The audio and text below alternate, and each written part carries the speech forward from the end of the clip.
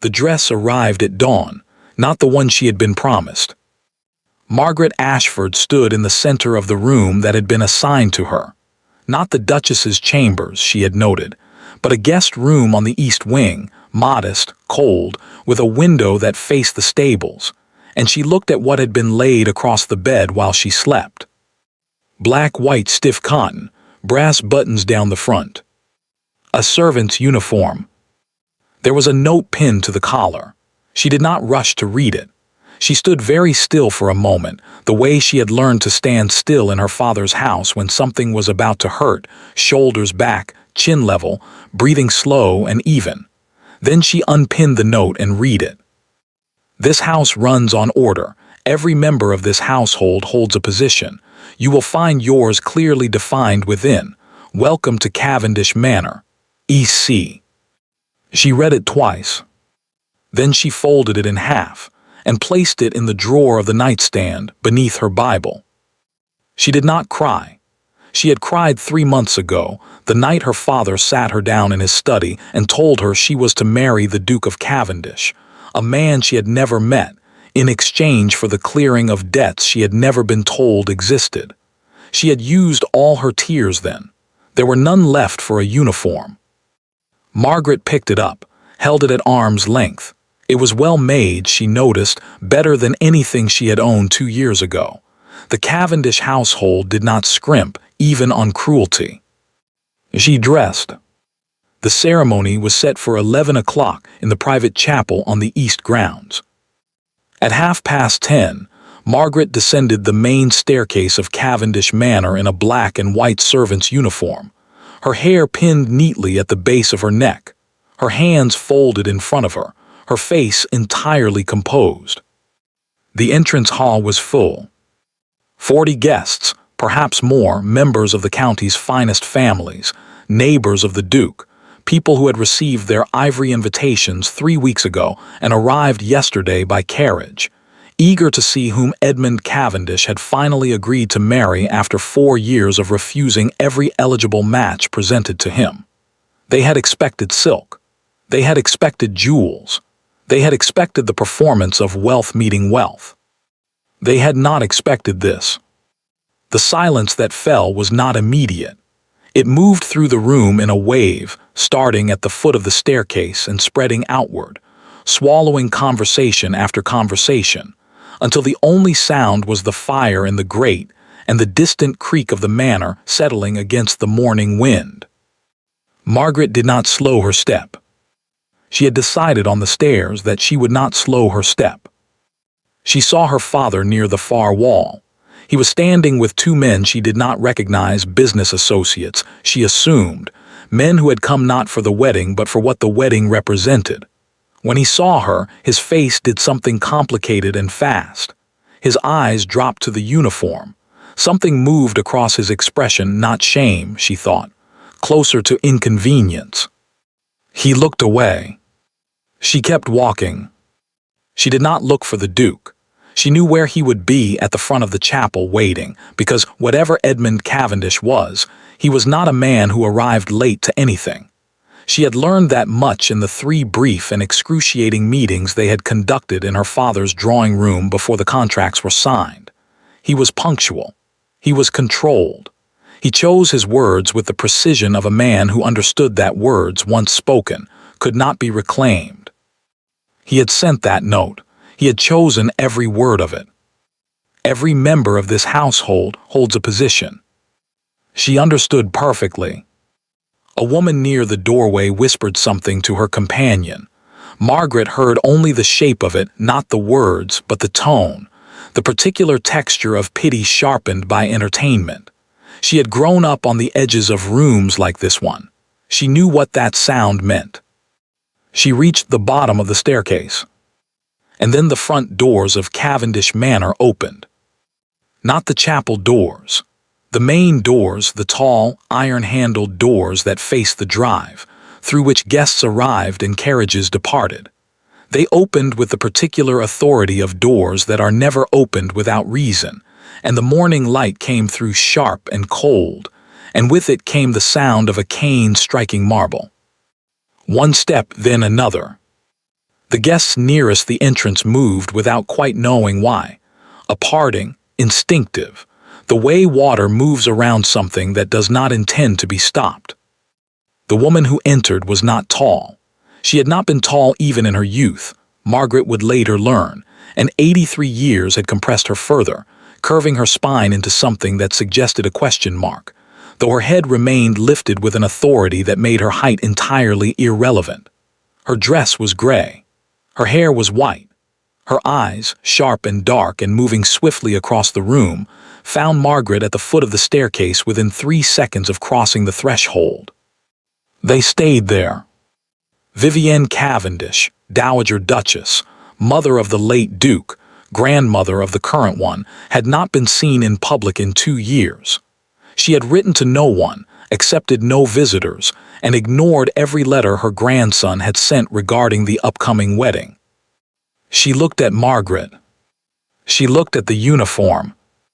Her expression did not change, but something in the room changed, some pressure, some temperature, and every person standing between the Dowager Duchess and the foot of that staircase found a reason to be somewhere else. In the silence that followed, Vivienne Cavendish crossed the entrance hall, stopped 3 feet from Margaret, and looked at her for a long moment with those sharp, unhurried eyes. Then she turned her head toward the chapel doors. Her voice when she spoke was not loud. It did not need to be. "Edmund." 1 word. The chapel doors opened. Edmund Cavendish filled a doorway the way very few men did, not through width or excessive height, but through something less measurable, a stillness, a density. He stood at the threshold of the chapel and looked at the entrance hall with the expression of a man who had arranged everything precisely and was now calculating what had gone wrong. His eyes moved to his grandmother first, then to Margaret. They stayed on Margaret for exactly 3 seconds. She counted. She had developed in the weeks since her engagement a habit of counting the seconds Edmund Cavendish spent looking at her, because it was the only reliable way to measure what he was thinking. He was not a man who revealed himself in words, but duration, she had found, told its own story. 3 seconds on the uniform. 1 second back to his grandmother. He crossed the hall. He moved without urgency, which was somehow worse than if he had rushed, the unhurried pace of a man who did not believe he had anything to answer for. Guests shifted out of his path. Her father straightened. Margaret kept her hands folded and her chin level and watched him come. He stopped beside his grandmother. Vivienne did not look up at him. She was still looking at Margaret with that expression that gave nothing away and somehow, because of that, gave everything away. "You will fix this," Vivienne said, still quiet, still perfectly even. "Now, before another minute passes in my house." "Grandmother." "I did not ask you a question, Edmund." The room was so silent that Margaret heard the fire. She heard the wind at the high windows. She heard the particular quality of a silence that occurs when 40 people are trying very hard to appear as though they are not listening. Edmund looked at Margaret then, directly, fully, not the 3-second assessment from across the room, but something longer, something that she could not quite classify, not apology, certainly not that, but perhaps the closest Edmund Cavendish could come to recalculation. She held his gaze and did not help him with it. "Mrs. Hartley," he said, without turning his head. The housekeeper appeared from the side corridor with the speed of a woman who had been hovering nearby, which Margaret suspected she had been. There was a bundle of fabric over her arm, cream-colored, simple but fine. Edmund took it, held it out toward Margaret. She looked at it for a moment. Then she looked at him. She took it. The room Edmund's housekeeper brought her to was not the East Wing guest room. It was larger, south-facing, with windows that caught the late morning light and held it. A proper dressing table. A wardrobe already hung with clothes she did not recognize and then, looking closer, did her own, but pressed and arranged with a care they had never received in her father's house.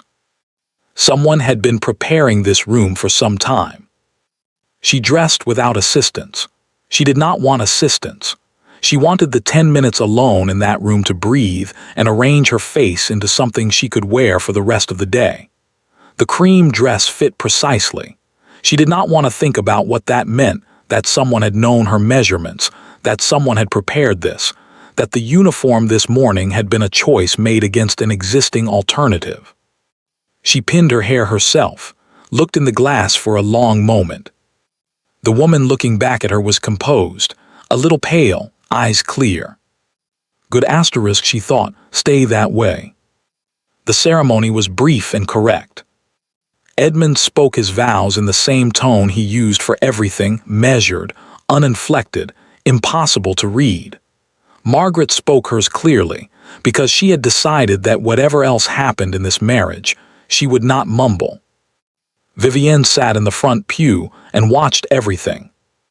Her father sat 3 rows back and watched nothing.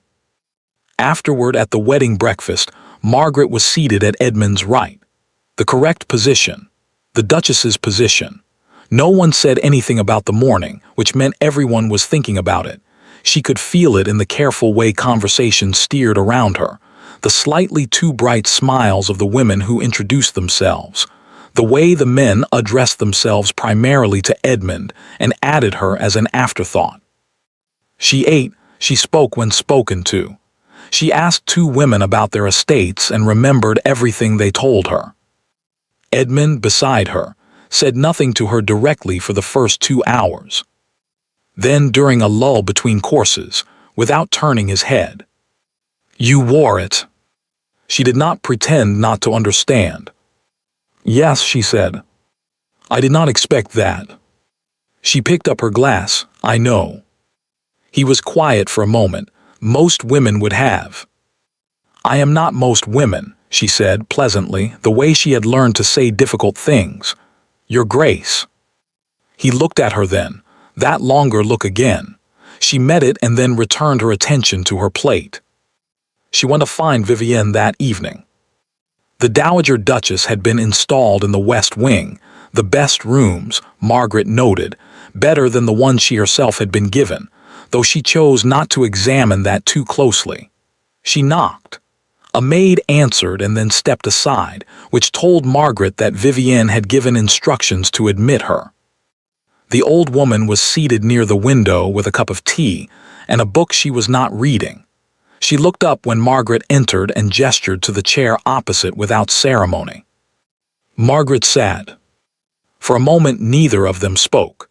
The fire was warmer here than anywhere else in the manor. Margaret suspected Vivienne had simply demanded it. "You wanted to see how I would manage," Margaret said finally. "Not an accusation, a statement." Vivienne looked at her over the rim of her teacup. "Did I?" "The uniform, you knew about it." A pause, then, "I knew what he intended." "And you let him." "I arrived when I arrived."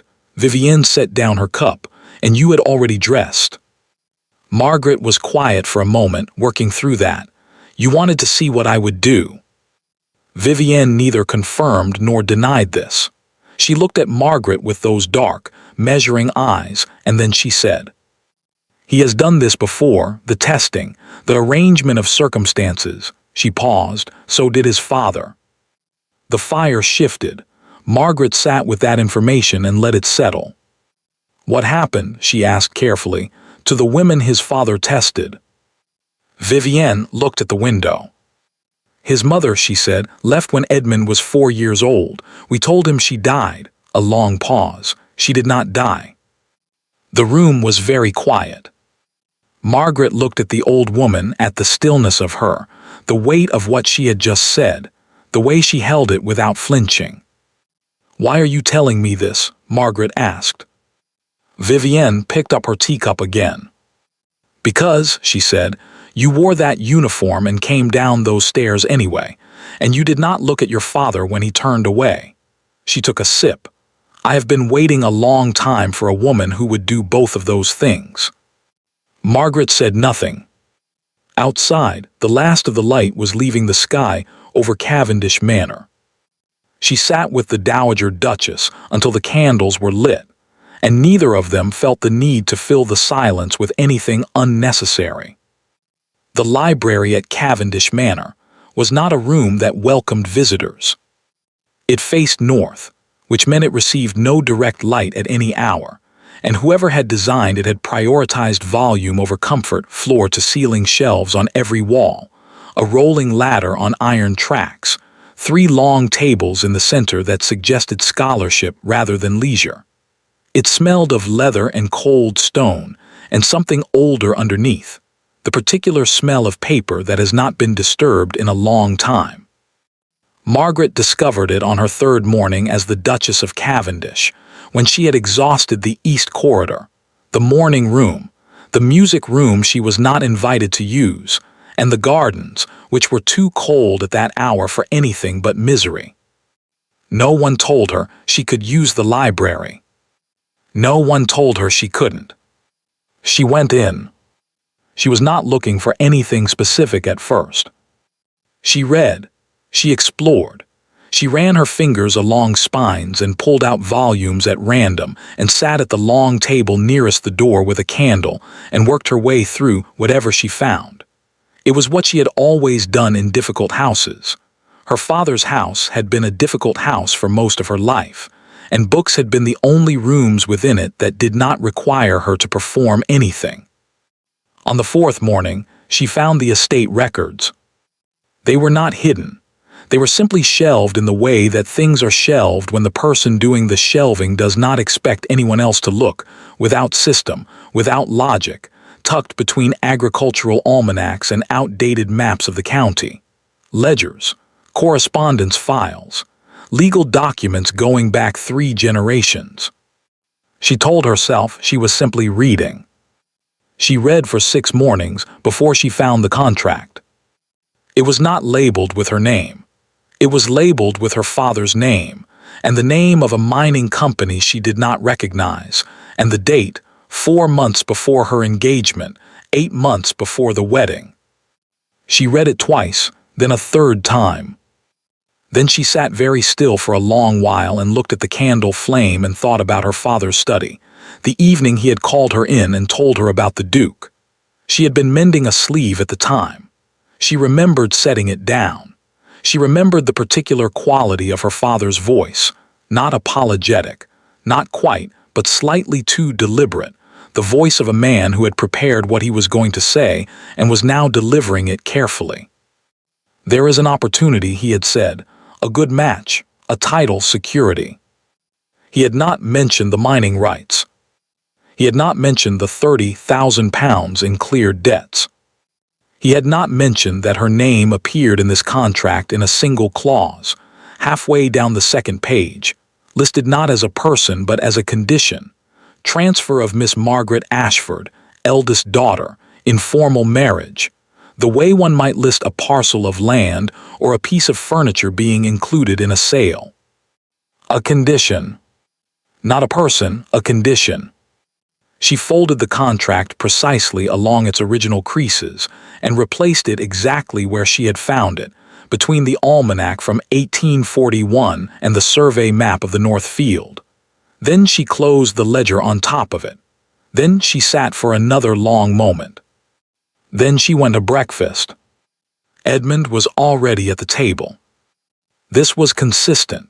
She had learned in 10 days of marriage that Edmund Cavendish kept rigid hours, that he was at his desk by 7, and at the breakfast table by 8, and that deviating from this pattern appeared to cause him something close to physical discomfort.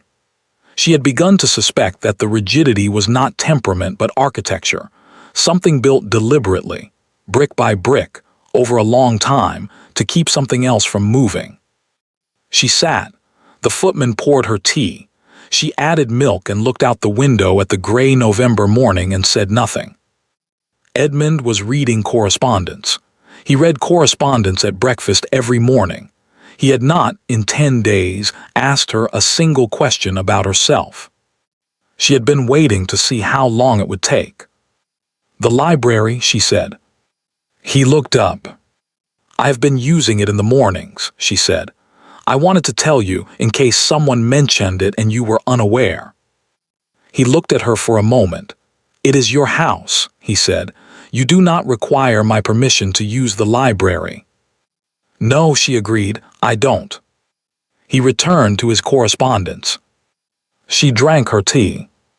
"The estate records are kept there," she said. "I found them rather interesting."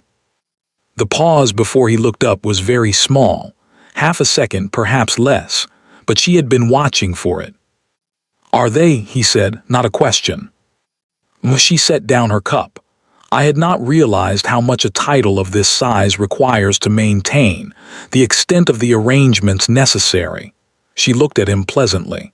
"It must be quite a relief to have matters settled." Edmund looked at her with an expression she could not fully read, something moving behind the control, something that was either assessment or the beginning of concern. "Margaret," he said, the first time he had used her name without the formal prefix. She noted it. "What did you find in the library?" "Books," she said, "mostly." She picked up her fork. He watched her for a long moment. She ate her eggs and said nothing further, and after a while Edmund returned to his correspondence, but she noticed he did not turn a single page for the remainder of the meal. That afternoon, she wrote a letter to her father. It was a short letter, pleasantly worded. She thanked him for his efforts on her behalf, expressed hope that his health was good, mentioned that she had settled into Cavendish Manor comfortably. The final paragraph read, "I have been making use of the library here, which is extensive. I have always found that a thorough understanding of one's circumstances is the most reliable foundation for a contented life. I believe you would agree. Give my love to the house." She sealed it. She gave it to the footman for the morning post. Then she went upstairs and sat at her writing desk and opened the small notebook she had purchased in the village on her one permitted outing since the wedding. And she wrote down everything she had read in the contract, every figure, every clause, every name from memory precisely, without missing a single detail. She had always had an excellent memory. Her father had never once found this useful. She was beginning to think Edmund Cavendish would find it considerably less convenient. She visited Vivienne that evening, as she had begun to do. The old woman said nothing when Margaret sat down. She simply poured a second cup of tea and pushed it across the small table, and waited with the patience of someone who had learned that useful things arrived in their own time. "The contract," Margaret said, "between my father and the mining company, the one that lists me as a condition of sale." Vivienne did not look surprised. "You found it. You knew it existed." "I know everything that exists in this house," Vivienne said simply. "I have lived in it for 60 years. Margaret wrapped her hands around the teacup. "Does Edmund know I found it?" "He suspects." Vivienne tilted her head slightly. "He is not a stupid man. He is a wounded one, which is a different problem entirely." "He sold me," Margaret said. She said it quietly, the way she said things that were true and painful, not dramatizing them, just setting them down where they could be seen clearly. "My father sold me and Edmund bought me, and neither of them thought it necessary to mention that to me." "No," Vivienne said, "they did not." "And you," Margaret looked at her, "what did you think was necessary?" The old woman was quiet for a moment. The fire shifted. Outside, the wind had picked up, moving across the manor's stone face with the particular persistence of a November that intended to be felt. "I thought," Vivienne said slowly, "that what was necessary was a woman who would find out for herself." She met Margaret's eyes, and decide what to do with it. Margaret held her gaze. "That is not an answer." "No," Vivienne agreed. "It is a test. I seem to have developed a habit of those." Despite everything, despite the contract and the mourning and the 10 days of careful nothing that had passed since, despite all of it, Margaret felt something shift in her chest. Not warmth, exactly. Something more guarded than warmth. the beginning of something she did not yet have a name for. "What would you have done," she asked, "if I had not come to find you that first evening?" Vivienne smiled. It was a small smile, and it rearranged the lines of her face into something that must once have been formidable in a very different way. "Gone to find you," she said. Margaret walked back through the manor that night along corridors lit by oil lamps, past closed doors and sleeping rooms, through the particular hush of a large house after dark. She stopped once, outside the door of Edmund's study. Light under the door, late past 11.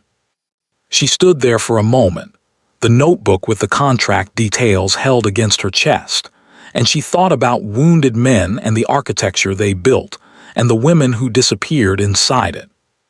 Then she walked on to her room. She was not ready, not yet. But she was beginning to understand the shape of what she was dealing with. And understanding, in Margaret Ashford's experience, was always where the real work began. She arrived on a Thursday.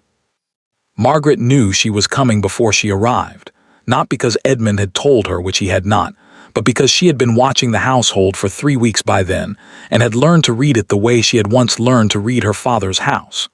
A large household, she had discovered, was not so different from a small one. The same currents moved through it, the same shifts in temperature and pace, in the careful avoidance of certain subjects by certain people. You simply had to pay attention. The housekeeper had the blue guest suite prepared on Wednesday evening. The blue suite was the best guest accommodation in the manor. Margaret had noted this on her first week, during her systematic exploration of every room she was not explicitly told she could not enter. It had a sitting room attached, a southern exposure, and a view of the formal gardens that the other guest rooms did not share. She asked Mrs. Hartley, casually, who was expected. Mrs. Hartley said, with the particular blankness of a woman who had been a housekeeper for a long time, "Lady Sylvia Holt, Your Grace, an old friend of the family." "How lovely," Margaret said. That evening she went to the library and found the Holt family in the county registry. Sylvia Holt, 26, father a baronet deceased, mother still living in Bath, no siblings, no current engagement. She had been engaged once, the registry noted in the dry shorthand of such documents, to Edmund Cavendish, Duke of Cavendish. Engagement dissolved, 1848. 3 years ago. Margaret closed the registry, replaced it on the shelf, went to bed. She slept perfectly well. Lady Sylvia Holt was beautiful in the way that certain women are beautiful, not accidentally, not incidentally, but with an awareness of it that had been so thoroughly integrated into her manner that it no longer read as vanity. It simply read as fact, the way a tall woman's height reads as fact, something that had been accounted for and arranged around long ago. She arrived at noon with 2 trunks and a lady's maid and a smile that she distributed evenly across everyone in the entrance hall, landing finally on Edmund with a warmth that was perfectly calibrated, not inappropriate, not excessive, simply the warmth of a long friendship, of shared history, of ease. "Edmund," she said. "Sylvia," he took her hand briefly, "you look well." "I am always well." She turned then, and her eyes found Margaret, and the smile did not change, and that, Margaret thought, was the tell. Most people's smiles changed slightly when they moved from the expected to the unexpected. Sylvia's did not move at all. "And you must be Margaret," she said. "I have been so eager to meet you." "And I you," Margaret said pleasantly. "Edmund has mentioned you." He had not mentioned her. They both knew he had not mentioned her. But the claim cost Margaret nothing, and landed with a weight that Sylvia would spend the next several hours quietly measuring. "All good things, I hope," Sylvia said. "Naturally," said Margaret. She was, Margaret admitted privately, very good. Over the following 3 days, Lady Sylvia Holt demonstrated a mastery of the social interior that Margaret could only describe as architectural. She arranged herself within the household with the precision of someone who had studied the blueprints, knowing exactly when to be present and when to be absent, when to draw Edmund into conversation, and when to leave him alone in a way that would make him seek her out, when to include Margaret with a warmth so natural it could not be objected to, and when to simply, smoothly, not quite include her. She never said anything unkind. She never did anything that could be named. She was simply always slightly ahead. At dinner on the second evening, she drew Edmund into a conversation about a mutual friend, someone from before, from the years Margaret had not been part of, and the conversation filled the table with references and names and shared memories that Margaret had no access to. And Sylvia managed this with such apparent unconsciousness, such genuine pleasure in the remembering, that to object to it would have been absurd. Margaret did not object to it. She listened. She filed everything away. She asked, at one point, a single question about the mutual friend, a question that revealed she had been following the conversation precisely.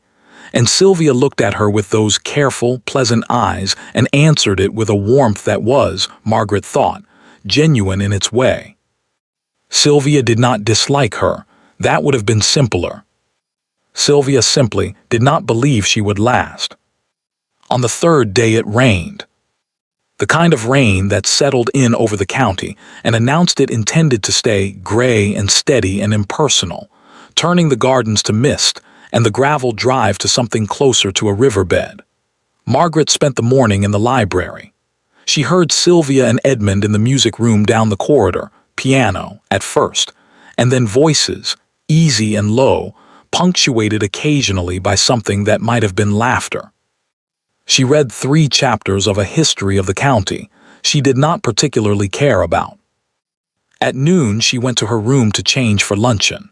Her lady's maid, a quiet girl named Dora who had been assigned to her by Mrs. Hartley, and whom Margaret had been careful to treat with consistent consideration, was already there, laying out a dress.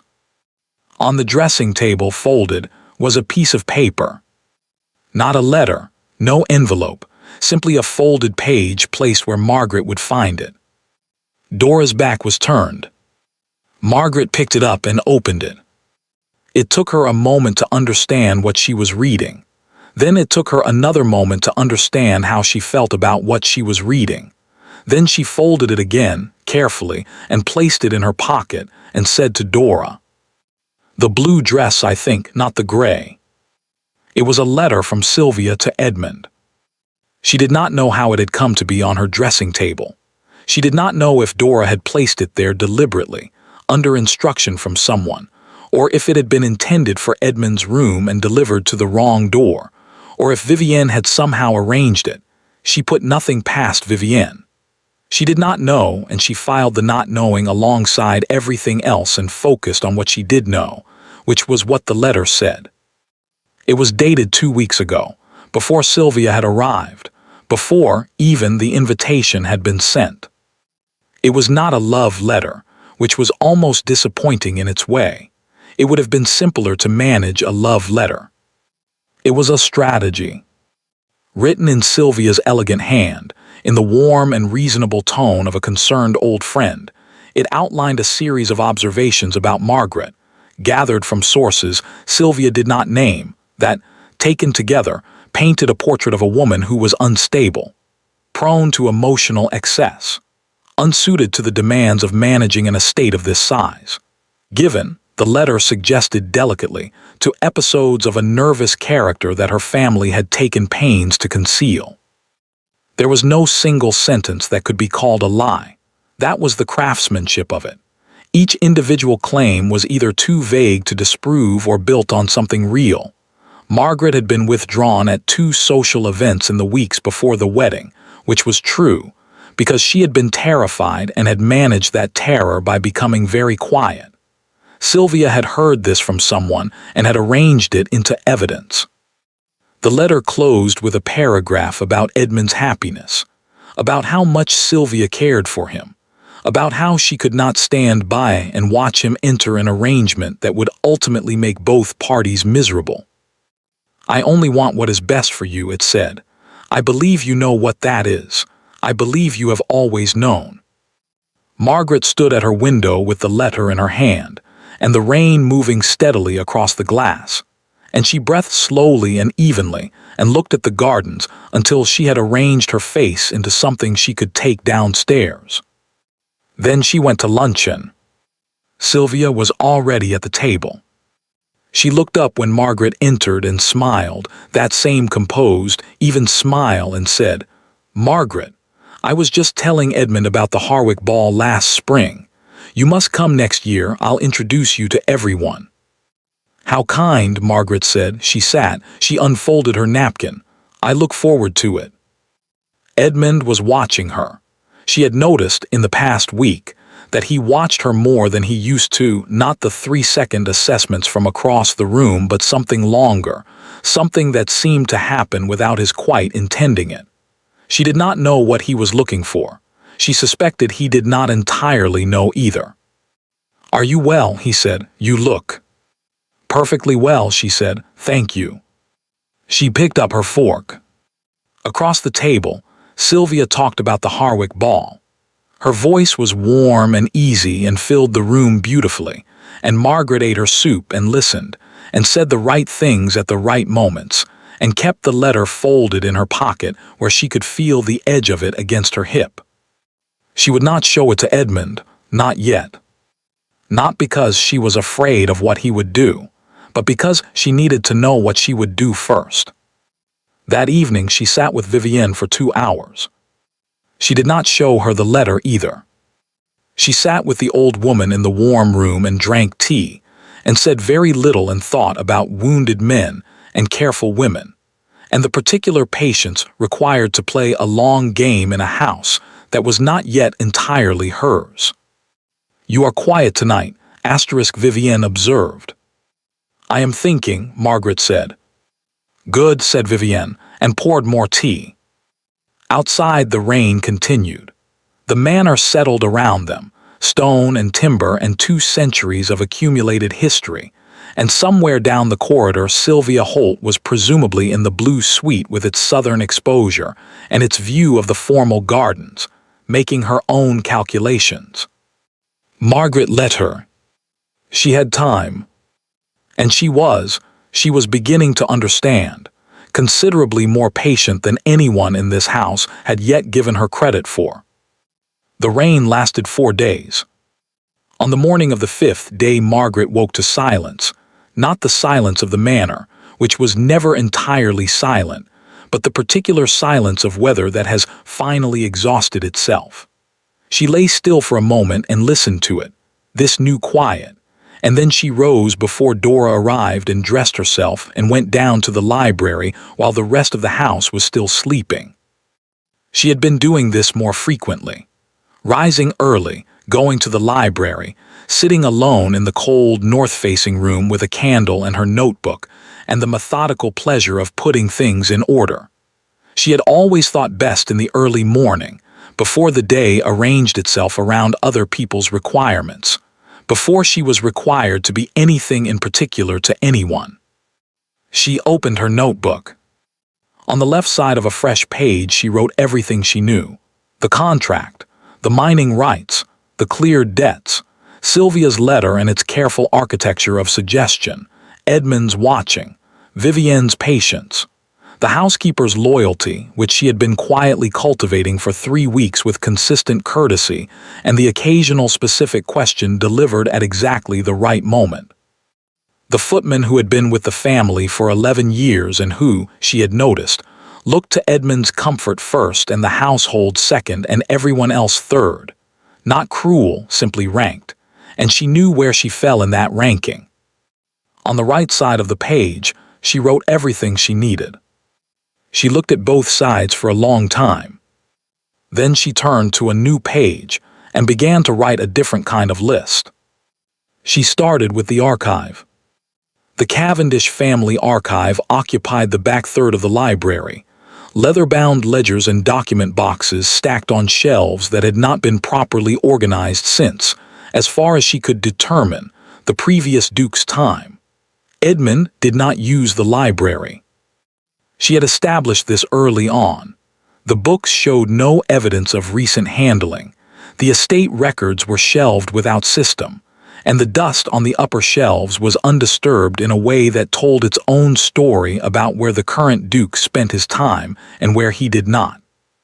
Which meant that the archive was, effectively, hers.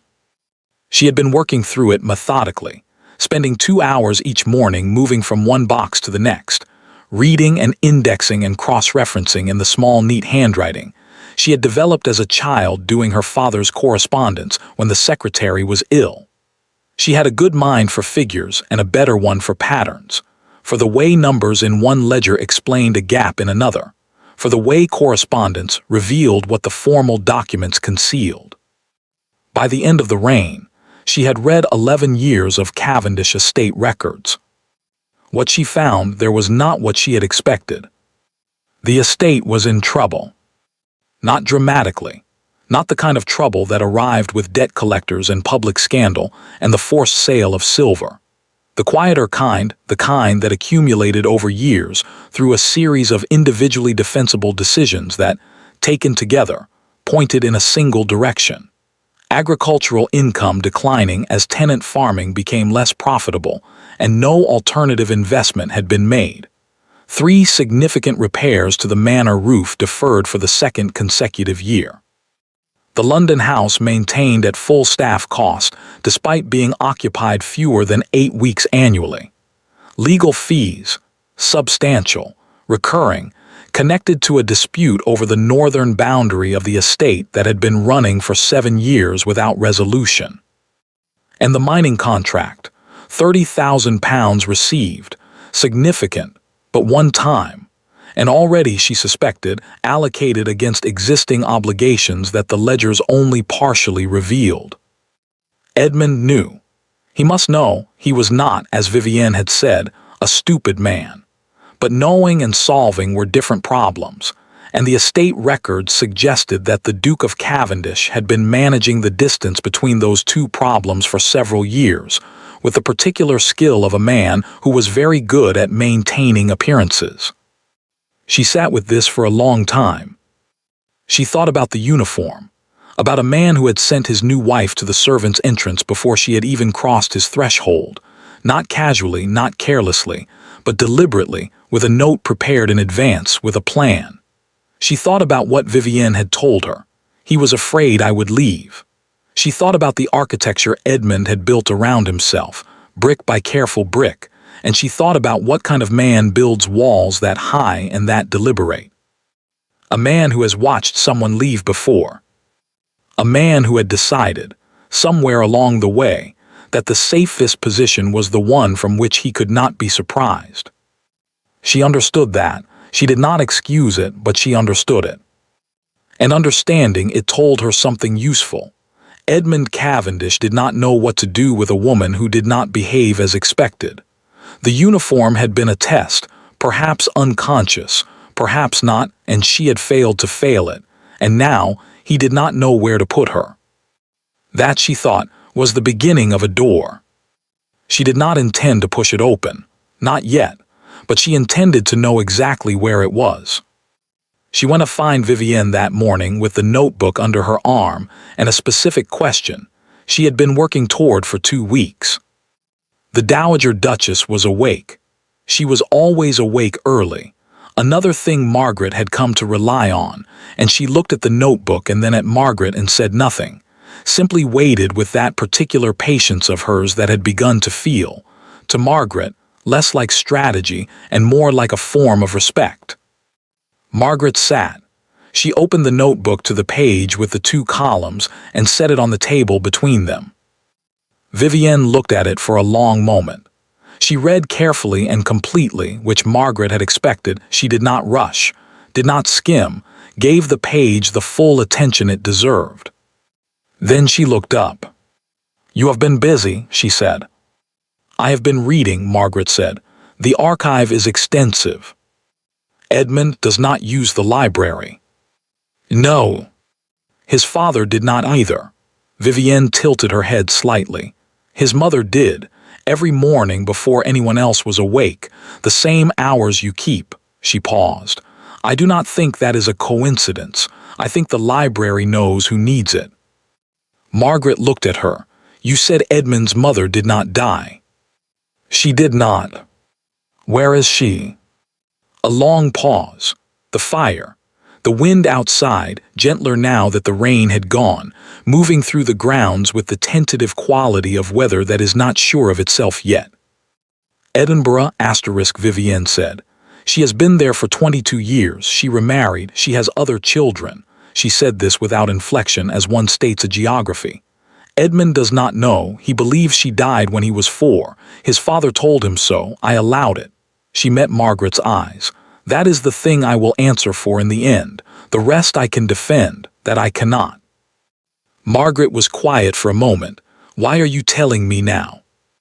Because you have a right to understand what you are married to, Vivienne said. Not Edmund specifically. What was made of him, the shape of the damage. Margaret looked at the fire.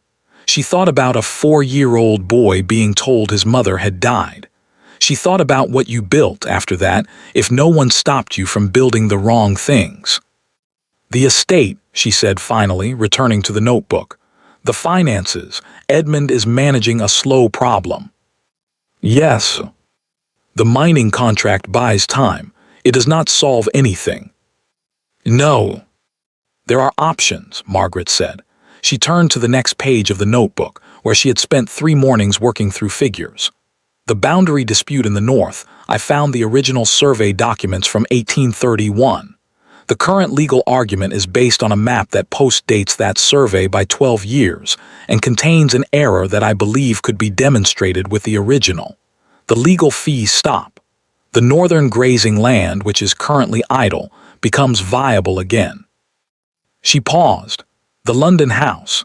At full staff year-round for a property occupied 8 weeks, the calculation is straightforward. A reduced household with a capable caretaker saves considerably. That money redirected to the roof repairs, which if deferred another year will become a substantially larger problem. She stopped. She looked at Vivienne. The old woman was watching her with an expression that was not quite a smile and not quite something else. Something in between.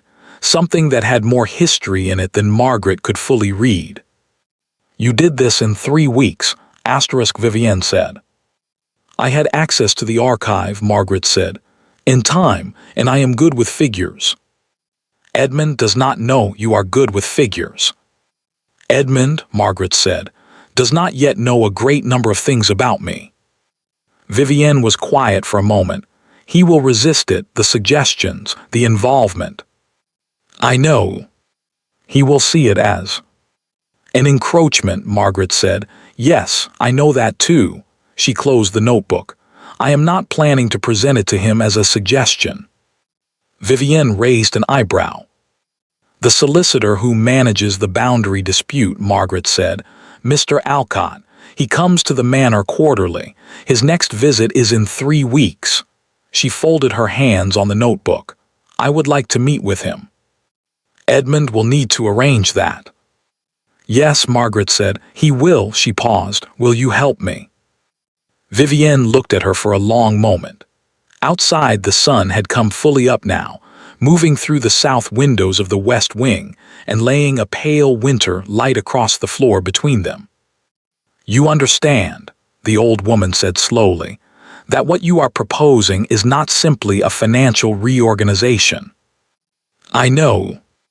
You are proposing to become real, Vivienne said. In this house, in his life, you are proposing to matter in a way that cannot be undone. She held Margaret's gaze. That is considerably more frightening to him than any debt.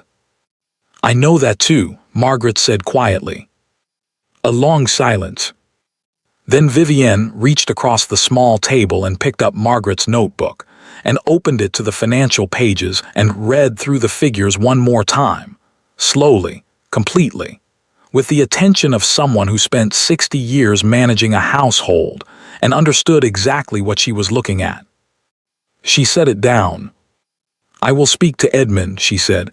About the solicitor, she paused. He will ask why. What will you tell him? "The truth," said Vivienne, "that his wife requested it, and that he should be paying considerably more attention to his wife." Edmund came to the library that afternoon.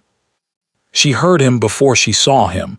His footstep in the corridor had a particular quality, distinct from the household staff, something in the weight and rhythm of it that she had learned to recognize. She did not look up from the document she was reading. She waited. He stood in the doorway for a moment. She was aware of this the way one is aware of a change in light. "My grandmother tells me you would like to meet with Alcott," he said. "Yes," she said. She turned a page. "May I ask why?" She looked up then. He was standing with his hands behind his back in the posture she had come to think of as his formal posture, the one he used when he was managing something.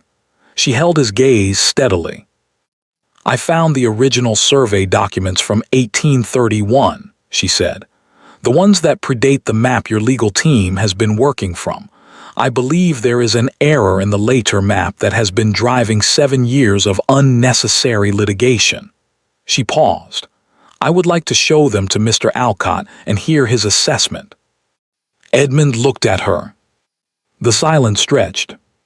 "You found them in the archive," he said. "Yes." "You have been working in the archive." "Every morning for 3 weeks," she held his gaze. "I told you I was using the library. You said it was my house." Something moved across his face. Not anger, she had braced for anger, had prepared for it, had 3 responses ready depending on how it arrived. But it was not anger. It was something more complicated than anger and considerably harder to read. "The 1831 survey," he said. "Show me." She rose. She went to the shelf and retrieved the document box she had replaced carefully that morning, and she set it on the table between them and opened it. And for the next 2 hours, Edmund Cavendish stood beside his wife in the cold, north-facing library and looked at documents he had not known existed, in an archive he had never used, found by a woman he did not yet know. He did not say much. He asked 3 precise questions, all of which she answered from memory, and she watched him read and recalculate and arrive. She could see it happening at the same conclusion she had reached. When he finished, he stood back from the table. "I will arrange the meeting with Alcott," he said. "Thank you." He did not move immediately. He stood looking at the document box with an expression she could not quite name, something with weight in it, something that had not been there when he walked in. "How long," he said, "did it take you to find this?" "I wasn't looking for it specifically," she said. "I was reading through the archive systematically. I came across it on the 9th morning." "The 9th morning?" He looked at her. "You have been reading through a 3-generation archive in 2 hours a day for 3 weeks." "I am a thorough reader," she said. Another silence, longer this time. "Margaret," he said. She waited. He seemed to be working towards something. She could see it, the way she had learned to see his process of arriving at words, the particular stillness that preceded them. "The roof," he said finally, "the east wing, you will have noticed." She had noticed on her second day. A water stain on the ceiling of the upper corridor, pale brown and spreading, the unmistakable signature of a problem that had been left to develop. "Yes," she said carefully. "There are other things," he said. His voice was entirely even. "In the estate, things that require attention." "I know," she said. He looked at her sharply. "The ledgers," she said simply, "they are in the archive." Another long silence. She watched him process this, the fact of her knowledge, the extent of it, the weeks of quiet mornings it represented. "You should have told me," he said. "You should have asked," she said, quietly, without sharpness, simply as one states a truth. He held her gaze for a long moment. Then he said, "I am asking now." And Margaret Ashford, Duchess of Cavendish, opened her notebook to the page with the 2 columns and set it on the table between them, and for the first time since the morning of her wedding began to speak without editing herself. He listened. He did not interrupt. He did not qualify or redirect or manage. He simply listened, with the focused and complete attention of a man who had just discovered that the most useful person in his house had been sitting across from him at breakfast every morning for 3 weeks, and he had not thought to ask her a single question. When she finished, the candles had burned low. He looked at the notebook for a long moment after she stopped speaking. Then he said, "How long have you been able to do this?" "Always," she said. He nodded slowly, as though this confirmed something he had only just begun to suspect. "I will need copies," he said, "of the figures if you are willing." "I'll have them for you by Friday," she said. He picked up his coat from the chair where he had set it 2 hours ago, and he moved toward the door, and then stopped with his hand on the frame, and stood there for a moment with his back to her. "The uniform," he said. She waited. "It was wrong," he said, very quietly, with the particular difficulty of a man for whom those words cost something real. "What I did, it was wrong." She looked at his back, at the set of his shoulders, at the effort visible in them. "Yes," she said, "it was." She did not say, "It's all right." She did not say, "I forgive you." She was not ready to say either of those things, and she would not say them before she was ready. But she did not look away. He left. His footstep moved down the corridor and faded. Margaret stood alone in the library with her notebook and the low candles and the old smell of paper and stone, and she breathed slowly and evenly and looked at nothing in particular for a long moment. Then she sat down, opened the notebook to a new page, and began writing the copies he had asked for. She worked until the candles went out. Sylvia left on a Saturday. Margaret knew she was leaving before the trunks appeared in the corridor. She had felt it building for 2 days, a shift in the household's atmosphere, a tightening, the way air changes before weather. Sylvia had been watching. She had watched the library meeting from a distance she could not have named, but Margaret could feel the particular attention of someone recalculating. The solicitor meeting had happened on Thursday. Mr. Alcott had arrived at 10, a thin, precise man in his 60s who had been managing Cavendish legal affairs for 20 years and who looked at Margaret when she entered the study with the careful blankness of a professional who had learned not to show surprise. Edmund had introduced her without qualifier. "Not my wife wishes to observe, or the Duchess will be joining us briefly, but simply, my wife.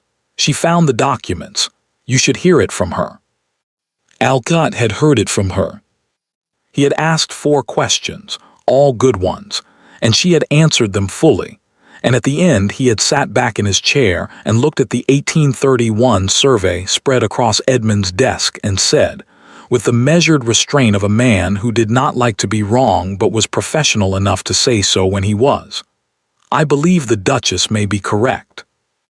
Edmund had said nothing, but she had felt it, something in the room, something in the quality of his stillness beside her that was different from his usual stillness, less defended, more present. Sylvia had been in the morning room when they emerged from the study. She had looked at them, at the 2 of them together, at whatever was visible in the way they moved through the same space, and something had passed across her face so quickly that Margaret almost missed it. Almost. The morning Sylvia's trunks appeared, Margaret came down to breakfast and found Edmund already at the table, correspondence in hand as usual, but not reading it. He was looking at the window. The correspondence sat open and unattended beside his cup. She sat, the footman poured her tea, she added milk. "Sylvia is leaving this morning," Edmund said, still looking at the window. "I know," Margaret said. He looked at her then. "You knew she was going." "I suspected, yesterday." She picked up her cup. "She has been reconsidering her visit since Thursday." A pause, "Since the meeting with Alcott." "Yes." He was quiet for a moment. "Did something happen between you and Sylvia while she was here?" Margaret set down her cup. She looked at him directly, the way she had learned to look at him, not challenging, not soft, simply clear. "Do you want an honest answer or a comfortable one?" Something shifted in his expression. "I have never asked you for a comfortable answer." "No," she said. "You haven't." She paused. "Nothing happened between us directly. She is too careful for that." She considered her words. "She came here with a purpose. I don't believe the purpose is working anymore, so she is leaving." Edmund looked at her for a long moment. "What purpose?" "To remind you of something," Margaret said carefully. "Of a time before, of what was familiar." She held his gaze. "And perhaps to establish that I was not." The silence that followed was long enough that the fire shifted and settled, and the footman moved quietly in the background, and neither of them looked away. "She wrote to me," Edmund said finally. "Before she arrived, I should tell you that." "I know," Margaret said. His eyes sharpened. "How?" She reached into the pocket of her morning dress and set the letter on the table between them. He looked at it. He did not touch it immediately. He looked at it the way one looks at something one has been hoping would not exist. "Where did you get this?" "It was left in my room," she said. "I don't know by whom. I have my suspicions, but I cannot confirm them." "How long have you had it?" "Since the 4th day of her visit." He looked up. "You had this for a week and said nothing." "I was deciding what to do with it," she said. "I have decided." "Which is?"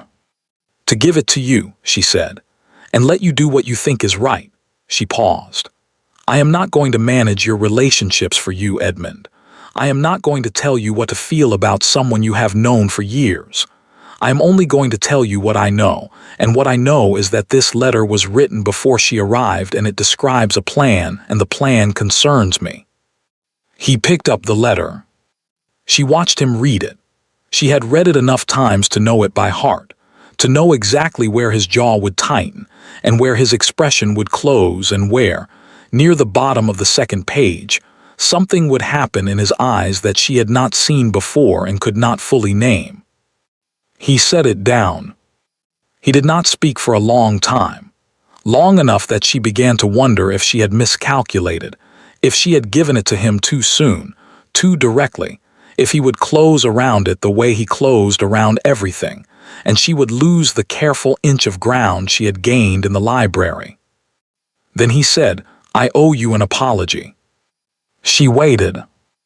"Not for the letter," he said. "That is, I will address that separately. I mean for—" He stopped. He looked at the table. For the first time since she had known him, he looked, very briefly, uncertain. For the weeks before the solicitor, for not another stop. "I was not paying attention," he said finally, "to what was in this house, to what you were doing. I was not paying attention, and I should have been." Margaret looked at him carefully. "That is a partial apology," she said. "It accounts for the last 3 weeks. It does not account for the first morning." He met her eyes. "No," he said, "it does not." "I'm not asking you to account for it now," she said. "I'm asking you to know that I haven't forgotten it, and that a partial apology, while appreciated, is not a complete one." Something moved across his face, something that in a less defended man she might have called shame. "Understood," he said quietly. She nodded. She picked up her tea. "Tell me about Sylvia," she said.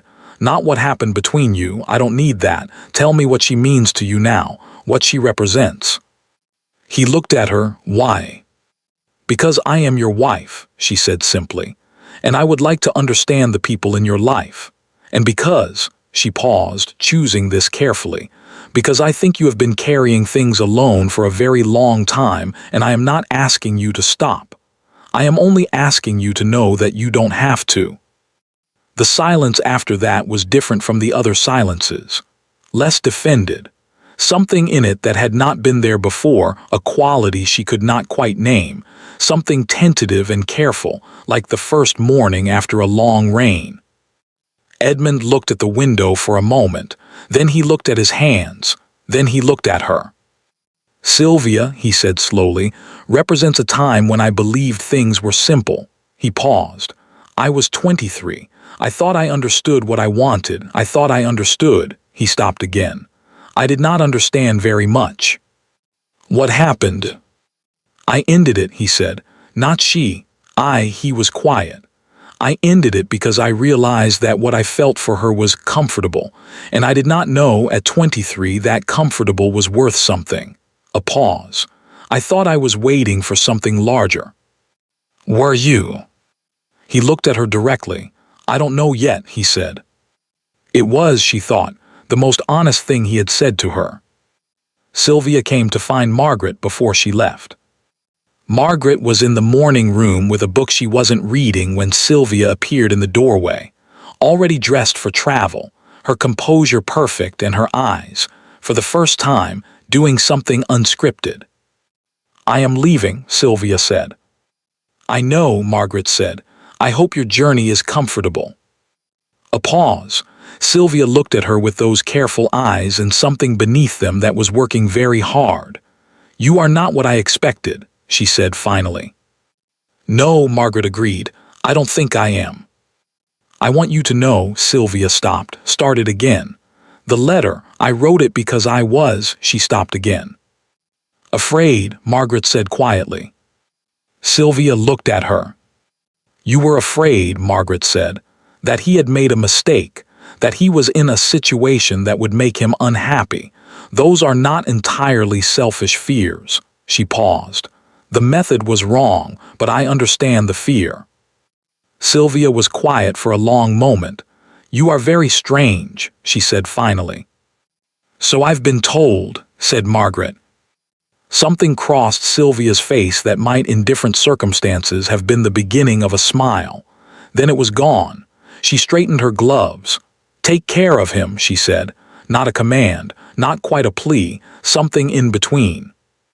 I intend to, Margaret said, in my own way. Sylvia nodded once. She turned to leave and then stopped. He waited, she said, without turning around. After the engagement, he waited for something for years, a pause. I always thought he was waiting for me to come back. She was quiet for a moment. I don't think that anymore. She left. Margaret listened to her footsteps move down the corridor, and the sound of the entrance hall below, and the eventual crunch of carriage wheels on gravel. Then she sat for a long time with her book unopened in her lap and thought about waiting. About the different kinds of waiting, about a man who had sent a servant's uniform to his bride on their wedding morning, and what kind of waiting that represented not patience, not hope, but the waiting of someone who has decided in advance that things will go wrong and is simply managing the timing of it.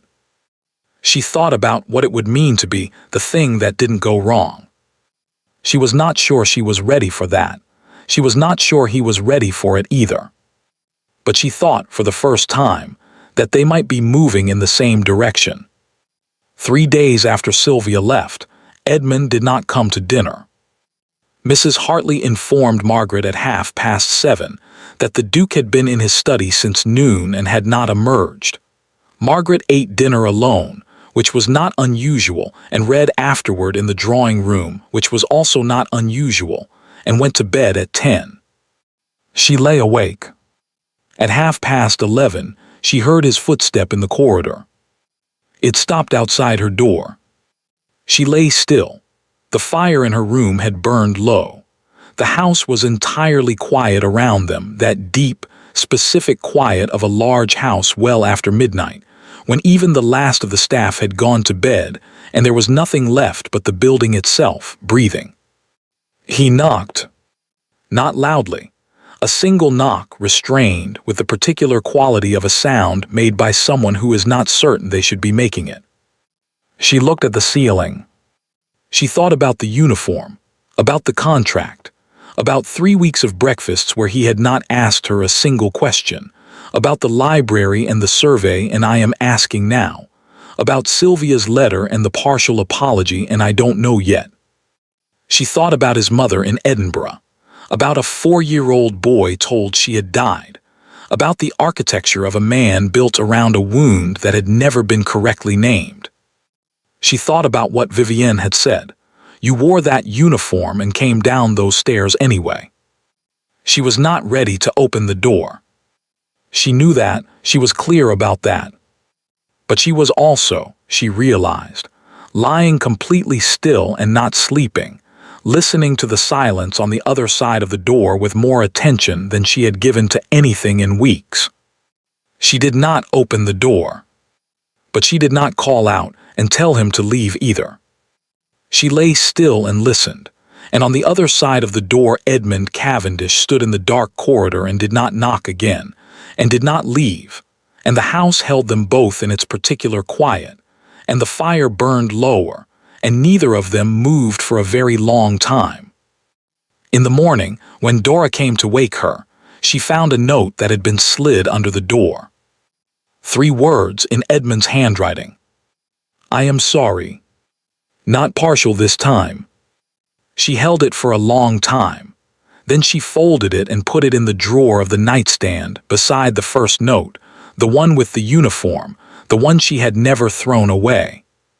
She did not know yet what she would do with either of them. But she kept them both. She did not mention the note at breakfast. Neither did he.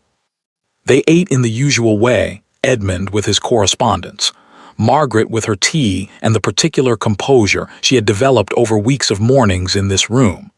And the note sat between them in the silence like a third presence, something that had been said and could not be unsaid, something that changed the temperature of the room without either of them acknowledging it. She had decided, lying awake in the early hours before Dora arrived, that she would not be the one to open it, not because she was punishing him. She had examined that possibility carefully and set it aside, because punishment required a kind of sustained anger she did not feel and would not perform. But because she had learned in the months of this marriage that Edmund Cavendish moved toward things in his own time, and that pushing him produced not progress but a very elegant and impenetrable withdrawal, and she was not interested in withdrawal. She was interested in what was on the other side of it. So she drank her tea and looked at the winter garden through the window and waited. He turned a page of his correspondence, then turned it back, then set the whole thing down. "I would like to tell you something," he said. She looked at him, all right. He was looking at the table, not at her, not yet. His hands were flat on the surface on either side of his plate, a posture she had not seen before, something in it that was neither his formal stillness nor his recalculating stillness, but something rower than either, something that looked like a man who had made a decision in the night, and was now living with the consequences of it in the morning light. "Not here," he said, "not at the table." He looked up. "Would you walk with me after breakfast? The grounds are clear this morning." She looked at him for a moment. At the effort visible in the question, the way it had cost him something to ask it directly, without arrangement, without the formal structure he usually built around himself. "Yes," she said, "I'll get my coat." The grounds of Cavendish Manor in December were austere and beautiful in the way that things stripped to their structure are beautiful. The formal gardens reduced to geometry, the long lawn pale with frost, the tree line at the eastern edge black against a sky that had not decided yet what kind of day it intended to be. They walked without direction at first, side by side, not touching, with the particular distance between them that had characterized all their movement together, close enough to be unmistakably together, far enough to be unmistakably not yet. Margaret did not rush him. She had learned that silence with Edmund was not emptiness. It was where he did his real work. They reached the far end of the formal garden before he spoke. "My mother," he said. She kept walking, kept her pace even. "Yes." "My grandmother told you." "Yes." He was quiet for a moment. They turned along the garden's edge, following the low stone wall that divided the formal grounds from the kitchen garden beyond. The frost crunched faintly under their feet. "What did she tell you?" "That your mother did not die," Margaret said carefully. "That she left when you were 4, that your father told you she had died." She paused. That she is in Edinburgh. He nodded, a small, contained movement. I found out when I was 19, he said. There was a letter, misdirected. It was meant for my grandmother, I think, or perhaps my father, but he had been dead 2 years by then, and it came to me. He paused. It was from her. She had heard of my father's death, and she wrote to, I don't know, express something, offer something. His voice was entirely even. She had noticed he was most controlled when he was most affected. I did not reply. Did you want to? A long pause. I wanted to know why, he said. That is all I wanted, not a relationship, not a reunion. I simply wanted to understand why a person, why a mother. He stopped. Why she left, Margaret said quietly. Yes. Did you ever find out? No, he looked at the tree line. I burned the letter. I have spent 20 years being very controlled about not finding out. Margaret walked beside him and did not fill the silence that followed. She let it be what it was, not empty, not uncomfortable, but the silence of something large and old being set down carefully in the open air where it could be looked at. The uniform, he said finally. She waited. I need you to understand something about that morning, he said. Not to excuse it. I am not asking you to excuse it. I know what it was. I have known, since the moment my grandmother walked through that door, exactly what it was. He stopped walking. She stopped beside him. He turned to look at her. Directly, fully, with none of the managed distance she had grown accustomed to. His face in the winter light was older than she usually perceived it, not aged, but weighted, the face of someone carrying something he had carried for a very long time. I have done this before, he said, not the uniform specifically, but the arrangement of circumstances in advance, the testing. He said the word with something close to disgust. With Sylvia, with other women before, I find a way to make something go wrong before it can go wrong on its own. He held her gaze. Do you understand what I mean? Yes, she said. I understand exactly what you mean. I knew when I sent that uniform, he said, that any reasonable woman would refuse to wear it, would send it back, would arrive at that ceremony in her own clothes and with her own anger, and we would begin this marriage in open conflict, which I know how to manage, which has clear positions and clear rules, which, he stopped. Which is safe, he said, in a specific way, a cold way. But I wore it, Margaret said. You wore it, he said, and came down the stairs, and I looked at you and I did not know what to do with that. Something moved in his expression. You were not what I had arranged for.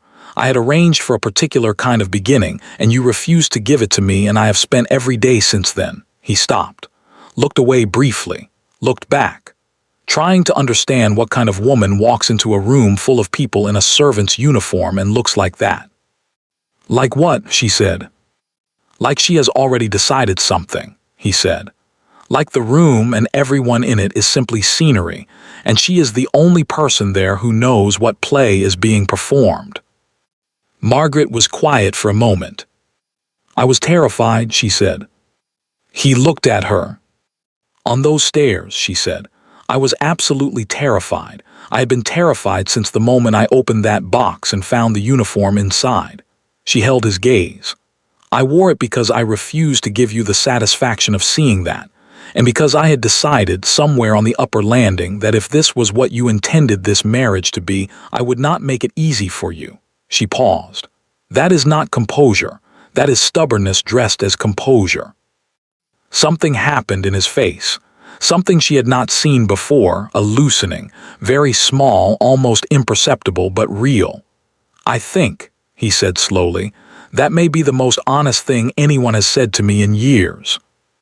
You have not been asking honest things, she said, not unkindly. No, he said, I have not. They stood in the frost at the edge of the formal garden and looked at each other with the particular attention of two people who have been in the same house for months and are only now, finally, actually seeing each other. Your mother, Margaret said carefully, when she left, how much do you remember of before? He was quiet for a long moment. Enough, he said. Enough to know it was not that it did not come from nowhere, The house was not a peaceful house. My father was not. He stopped. He was not a cruel man, he was a cold one. And cold men do not always know the damage they are doing because they are not doing anything precisely. They are simply absent, in a way that fills every room they're in. Margaret thought about her father, about the way he had stood in that entrance hall and turned his face away. "I know something about that," she said. "I know you do," he said. And the way he said it, quiet, certain, without elaboration, told her that he had been paying more attention than she had realized. That while she had been watching him across breakfast tables and in library doorways and through the careful architecture of their daily distance, he had been watching her too. "Edmund," she said, "your mother's letter, do you remember, was there a return address?" He looked at her, something careful in his expression. "Why?" "Because you said you wanted to know why," she said. "You said that is all you wanted, not a reunion, not a relationship, simply to understand." She held his gaze. "You burned the letter, but your grandmother has lived in this house for 60 years and she knows everything that exists in it." She paused. "I think if you asked her, she might know how to reach your mother." The silence that followed was the longest of the morning. A bird moved through the bare branches of the tree line. The frost on the grass caught the light that had finally decided to emerge from the cloud cover, turning the whole lawn briefly silver. The cold was sharp and clean and real. "I don't know," he said finally, "if I am ready for that." "I know," she said. "I'm not telling you to do it, I'm telling you the option exists." She paused. "You have been managing the not knowing for 20 years. I am simply suggesting that the not knowing is a choice and choices can be changed." He looked at her for a long moment. "You are a very unusual woman," he said. "Yes," she agreed, "I've been told." Something moved in his expression, something that in a less defended man, in an earlier version of this man, might have arrived more easily.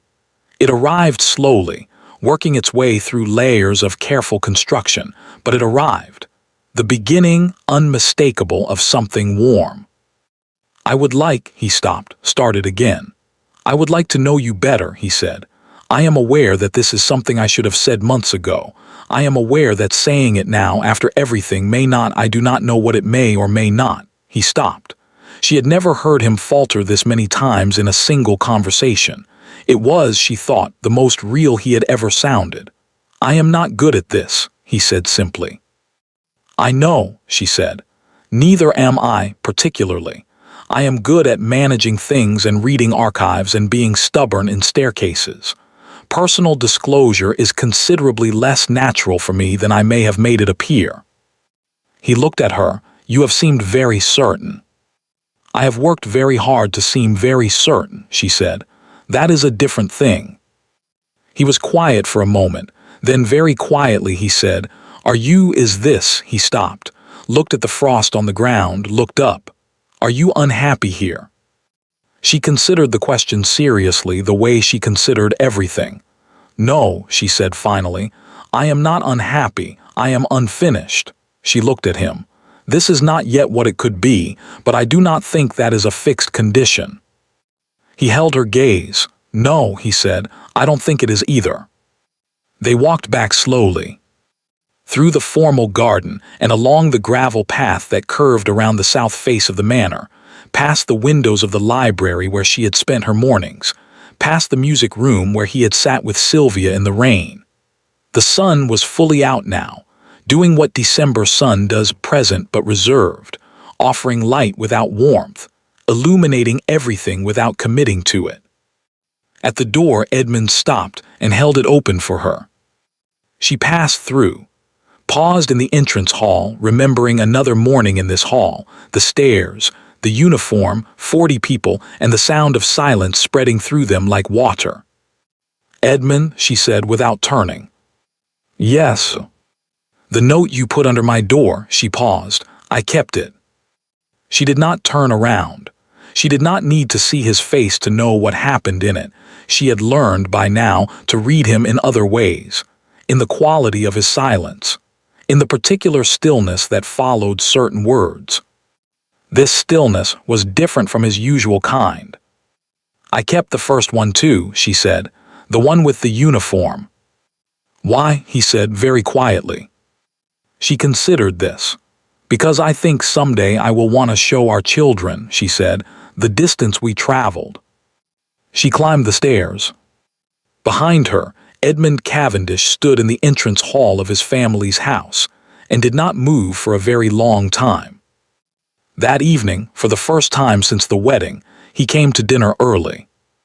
He was already at the table when she arrived, which had never happened before. He rose when she entered, which was not required, not between a husband and wife in their own dining room, and waited until she was seated before he sat again. She looked at him across the table. He looked at her. The footman poured the wine. The first course arrived. The candles burned in the center of the table between them, and outside the December dark had settled over Cavendish Manor, and the house was quiet around them in its particular way. "Tell me something," Edmund said, "something I don't know about you." She looked at him. "That is a broad request." "Yes," he said, "it is intentionally broad." She picked up her glass, considered. "I can play the pianoforte," she said. "Quite well, actually. Better than quite well. My mother taught me before she died, and I have practiced every day since I was 7 years old through every house we lived in, regardless of whether the instrument was in tune, which it frequently was not." She paused. "No one here knows that. I have not gone near the music room." "Why not?" "Because Sylvia was in it," she said simply. Something moved in his expression, that almost warmth again, closer to the surface now. "She is gone," he said. "Yes," Margaret said, "she is." "The music room," he said carefully, "has the best instrument in the county. My grandmother insisted on it." He paused. "It has been a long time since anyone used it properly." "Has it?" she said. "A very long time." She looked at him across the candlelight. "Tell me something I don't know about you," she said. He was quiet for a moment, then, "I cannot sleep when the house is silent," he said. "I need to hear it, the settling, the wind, the sounds of it. When I was a boy, I used to lie awake counting them." He paused. "I still do occasionally." She thought about a 4-year-old boy in a room much like hers, in a house that had just become less than it was, counting sounds in the dark. "I do the same," she said quietly. "I have done it since my mother died. The house sounds are proof of something, that things continue." He looked at her. "That things continue," he repeated. "Yes." The candles burned between them. Outside, Cavendish Manor made its sounds, the settling of old stone, the wind at the high windows, the particular vocabulary of a house that had stood for 200 years and intended to stand for 200 more. They listened to it together.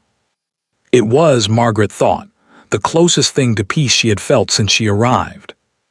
She went to Vivienne after dinner. The old woman was waiting. She was always waiting, which had stopped feeling like strategy and started feeling like the most reliable thing in the house. Margaret sat and accepted her tea and said nothing for a moment, which was also, by now, a kind of language between them. "He told me about his mother," Margaret said, "what he knows, what he doesn't." "I wondered if he would," Vivienne said. "He doesn't know that she's reachable," Margaret said. "He burned the letter. He thinks the option is closed." "And you told him it might not be." "Yes." Vivienne looked at the fire. "He may not be ready," she said. "It took him 20 years to say her name out loud. Whatever he told you today cost him something considerable."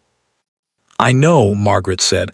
"I'm not pushing. I simply wanted him to know the door exists." She paused.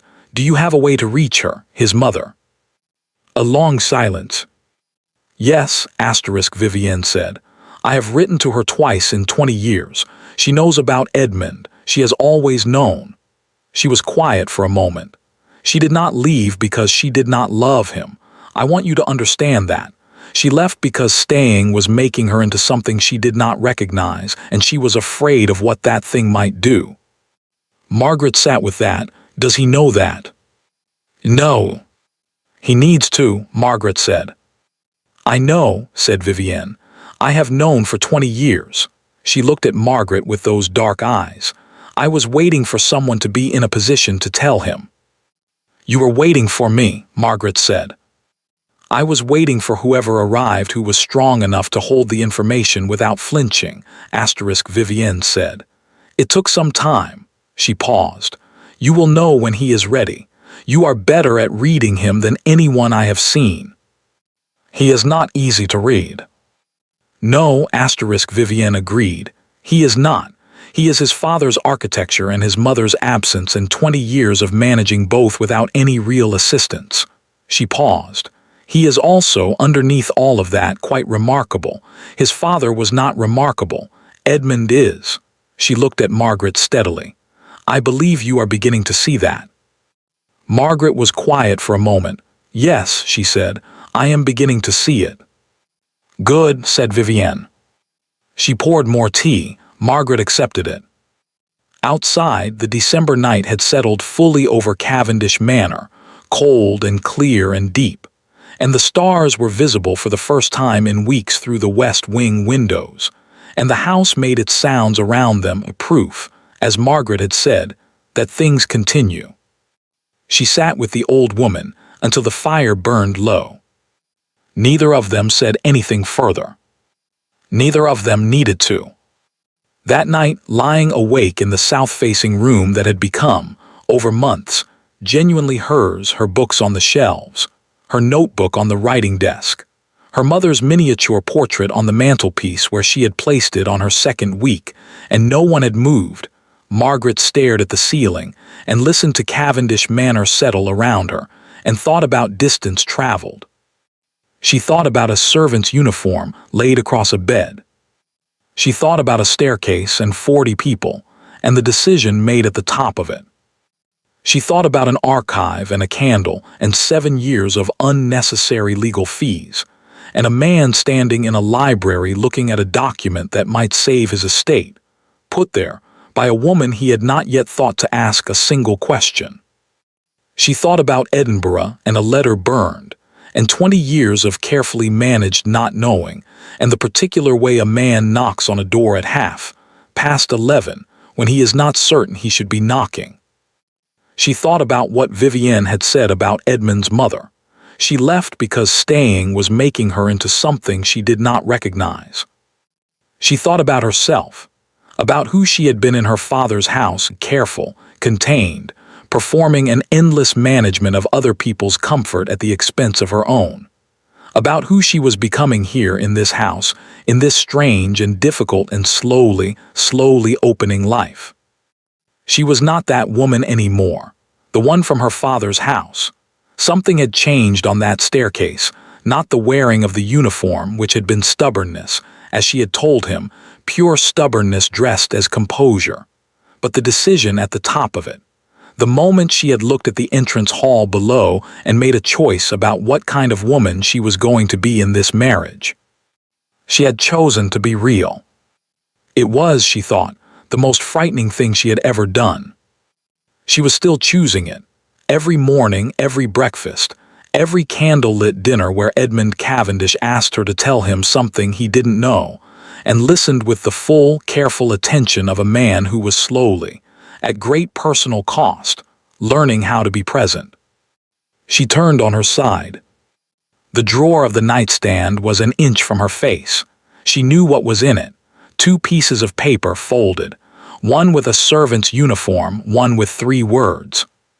She thought about what she had said on the stairs, the distance we traveled. She closed her eyes. She slept. The invitation arrived on a Tuesday. A cream envelope, heavy paper, the kind that announced its own importance before it was opened. It was addressed to the Duke and Duchess of Cavendish, which was correct and usual, and it was from Lady Harwick, which was also usual. The Harwicks hosted the largest winter ball in the county, had done so for 30 years, and the invitation was expected.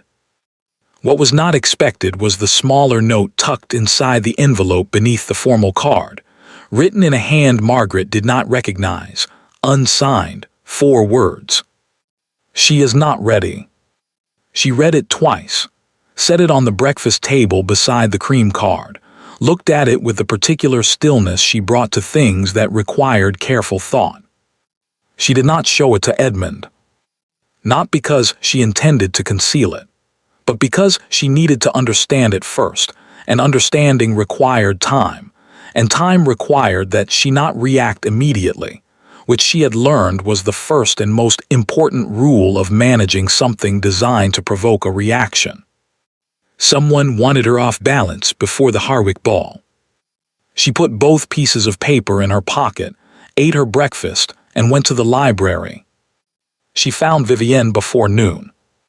The old woman looked at the unsigned note for a long time. Her expression did not change, which told Margaret something, not that she recognized the hand, but that she recognized the method. "Sylvia," Margaret said. "Or someone acting for her," Vivienne said. "She is careful enough not to write it herself." She set the note down. "She was at the Harwick estate last week. Lady Harwick is her godmother." Margaret absorbed this. What does she intend to do at the ball? "What she could not do here," Vivienne said. "Here she was in Edmund's house on his ground with me present. At the Harwick ball she is on neutral territory, in a room full of people whose opinions she has been cultivating for years." She paused. "She intends to make a public case." "For what?" "That you are unsuitable," Vivienne said simply. "That Edmund made a hasty match under financial pressure and has since realized his mistake. She will not say this directly, she is far too skilled for that. She will say it through implication, through the careful placement of doubts, through the look she exchanges with people who already trust her." She looked at Margaret. "She had weeks in this house to gather material. She is not a stupid woman." "No," Margaret said, "she isn't." "The question," Vivienne said, "is what you intend to do about it." Margaret looked at the note on the table between them. She thought about the Harwick ball, a room full of strangers who had formed their opinions of her before she arrived, shaped by whispers she had not been present to counter. She thought about walking into that room as the woman who had descended a staircase in a servant's uniform on her wedding morning, because that story had not stayed within Cavendish Manor. Stories never did. She thought about 40 people and the sound of silence spreading. "I am going to need a dress," she said. She went to Edmund that afternoon. He was in his study. She knocked, which she had begun doing, which was itself a change from the early weeks when she had been careful to stay out of rooms that felt like his territory.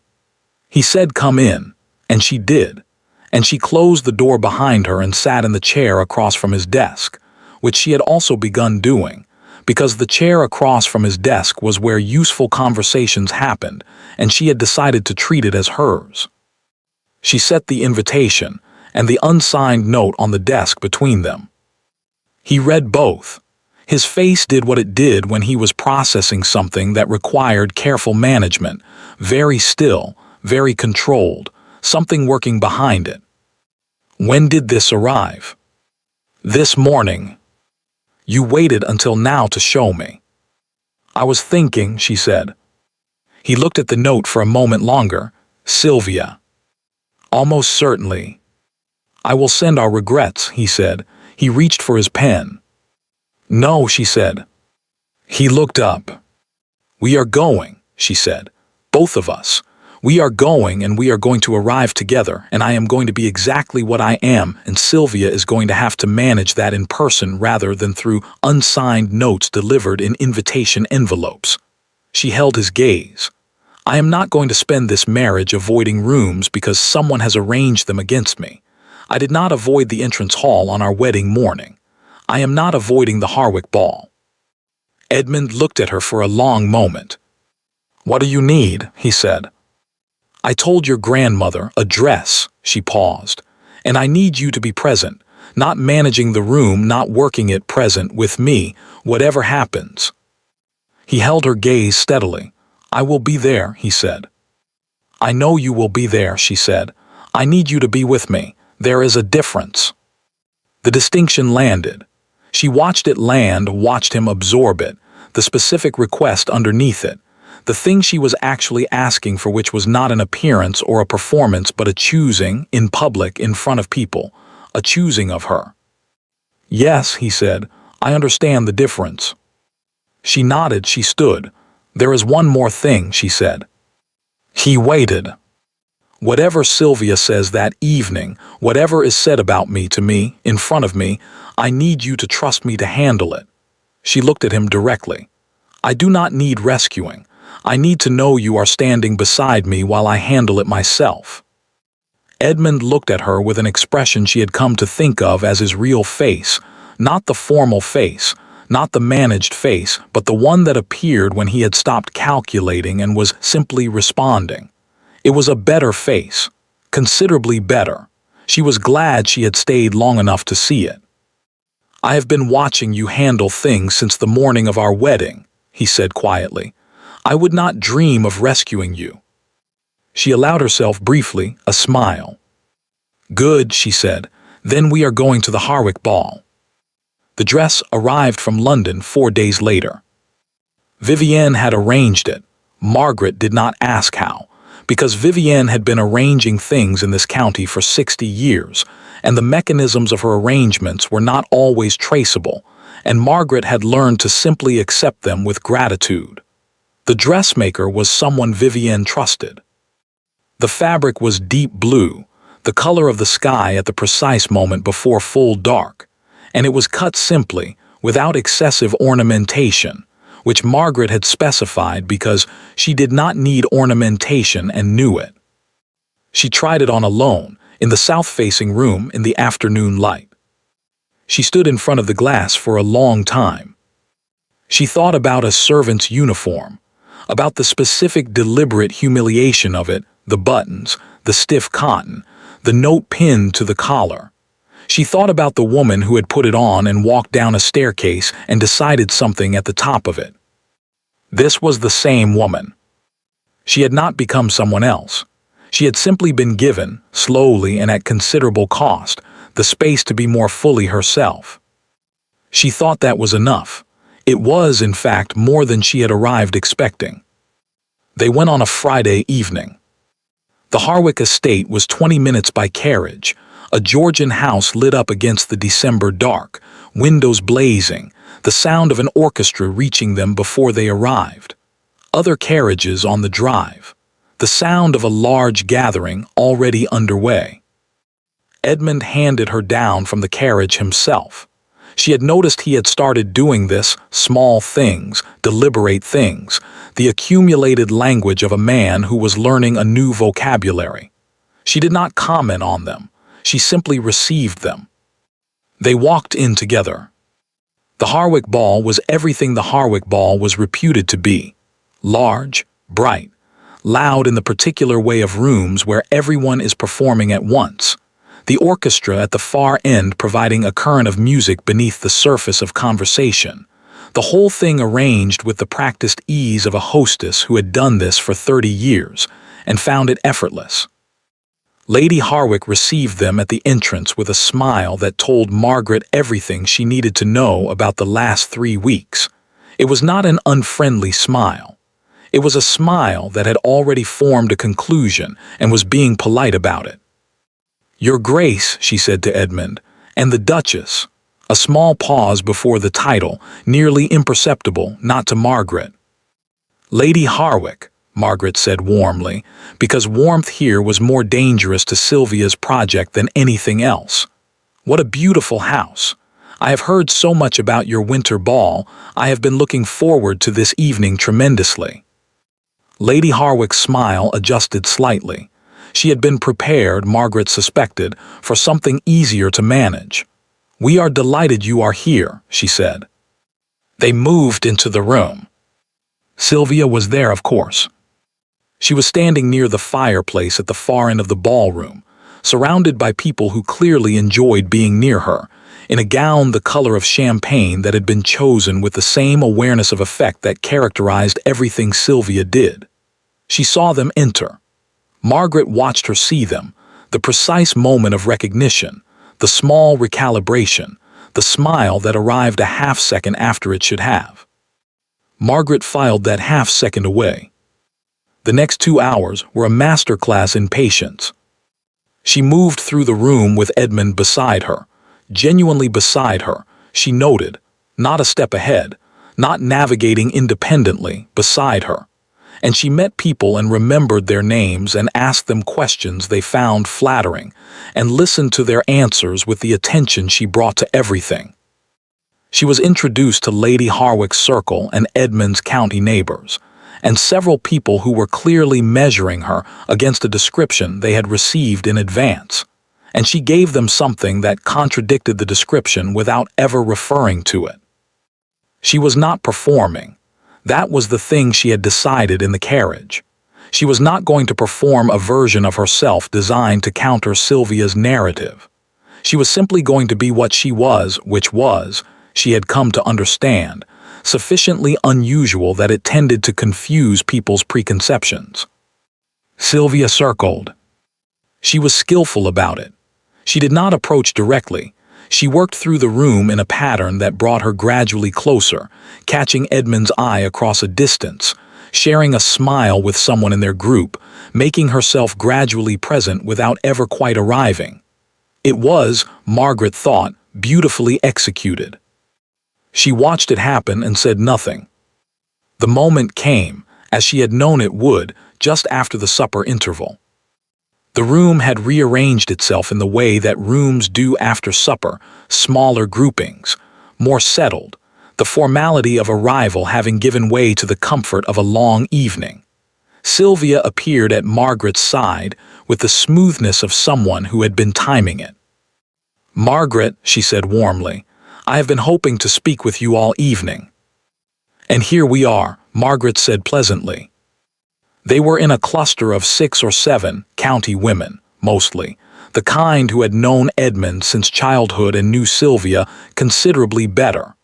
The group had the slightly heightened attention of people who had been anticipating something. "I was so hoping," Sylvia said to the group as much as to Margaret, "that you were settling in well at the manor. It is such a particular house, not everyone finds it comfortable. It requires a certain familiarity, I think, with that world." A pause, light, perfectly weighted. "How are you finding the social obligations? There is rather a lot expected, I know, from the Duchess of Cavendish. Edmund's mother found it overwhelming, as I recall." The mention of Edmund's mother was deliberate. Margaret heard the blade in it, the invitation to defensive reaction, the implication of a pattern, the reminder before this audience that the position of Duchess of Cavendish had not always been filled successfully. The women in the group were watching. Margaret smiled. "I find the obligations interesting, actually," she said, in the same warm and easy tone. "I have been spending a great deal of time in the estate archive. The history of the house is extraordinary, 3 generations of records, going back to the original land grant." She paused, as if remembering something pleasant. "We recently resolved a boundary dispute that has been running for 7 years. The original survey from 1831 had never been properly cross-referenced. It was simply a matter of looking carefully." She looked at Sylvia with an expression of perfect friendliness. "I find that most things, when you look carefully enough at them, become quite clear." The silence that followed lasted approximately 3 seconds. Sylvia held her smile. "How industrious," she said. "Edmund always says I am thorough," Margaret said, which was not true. Edmund had not yet said this, though she thought he might, eventually, but which sounded true in the way that things sound true when they fit a larger reality. "He has been very encouraging." She felt Edmund beside her. She had not looked at him, had kept her eyes on Sylvia, but she felt him. Felt the particular quality of his stillness, which was not his managed stillness or his formal stillness but something else, something she had not felt from him in a public room before. She felt him standing with her. She turned briefly and found him looking at her with that real face, the one without calculation, the one she had spent months earning, and something in it that she would not name yet, not here, not in this room, but that she would think about later in the south-facing room with the fire and the nightstand drawer and the two folded pieces of paper. She turned back to the group. "I am very glad we came this evening," she said warmly to Sylvia and the women around her. "It is so important, I think, to know one's neighbors properly." She looked at Sylvia with eyes that were entirely clear and entirely without malice. "Don't you agree?" Sylvia looked at her.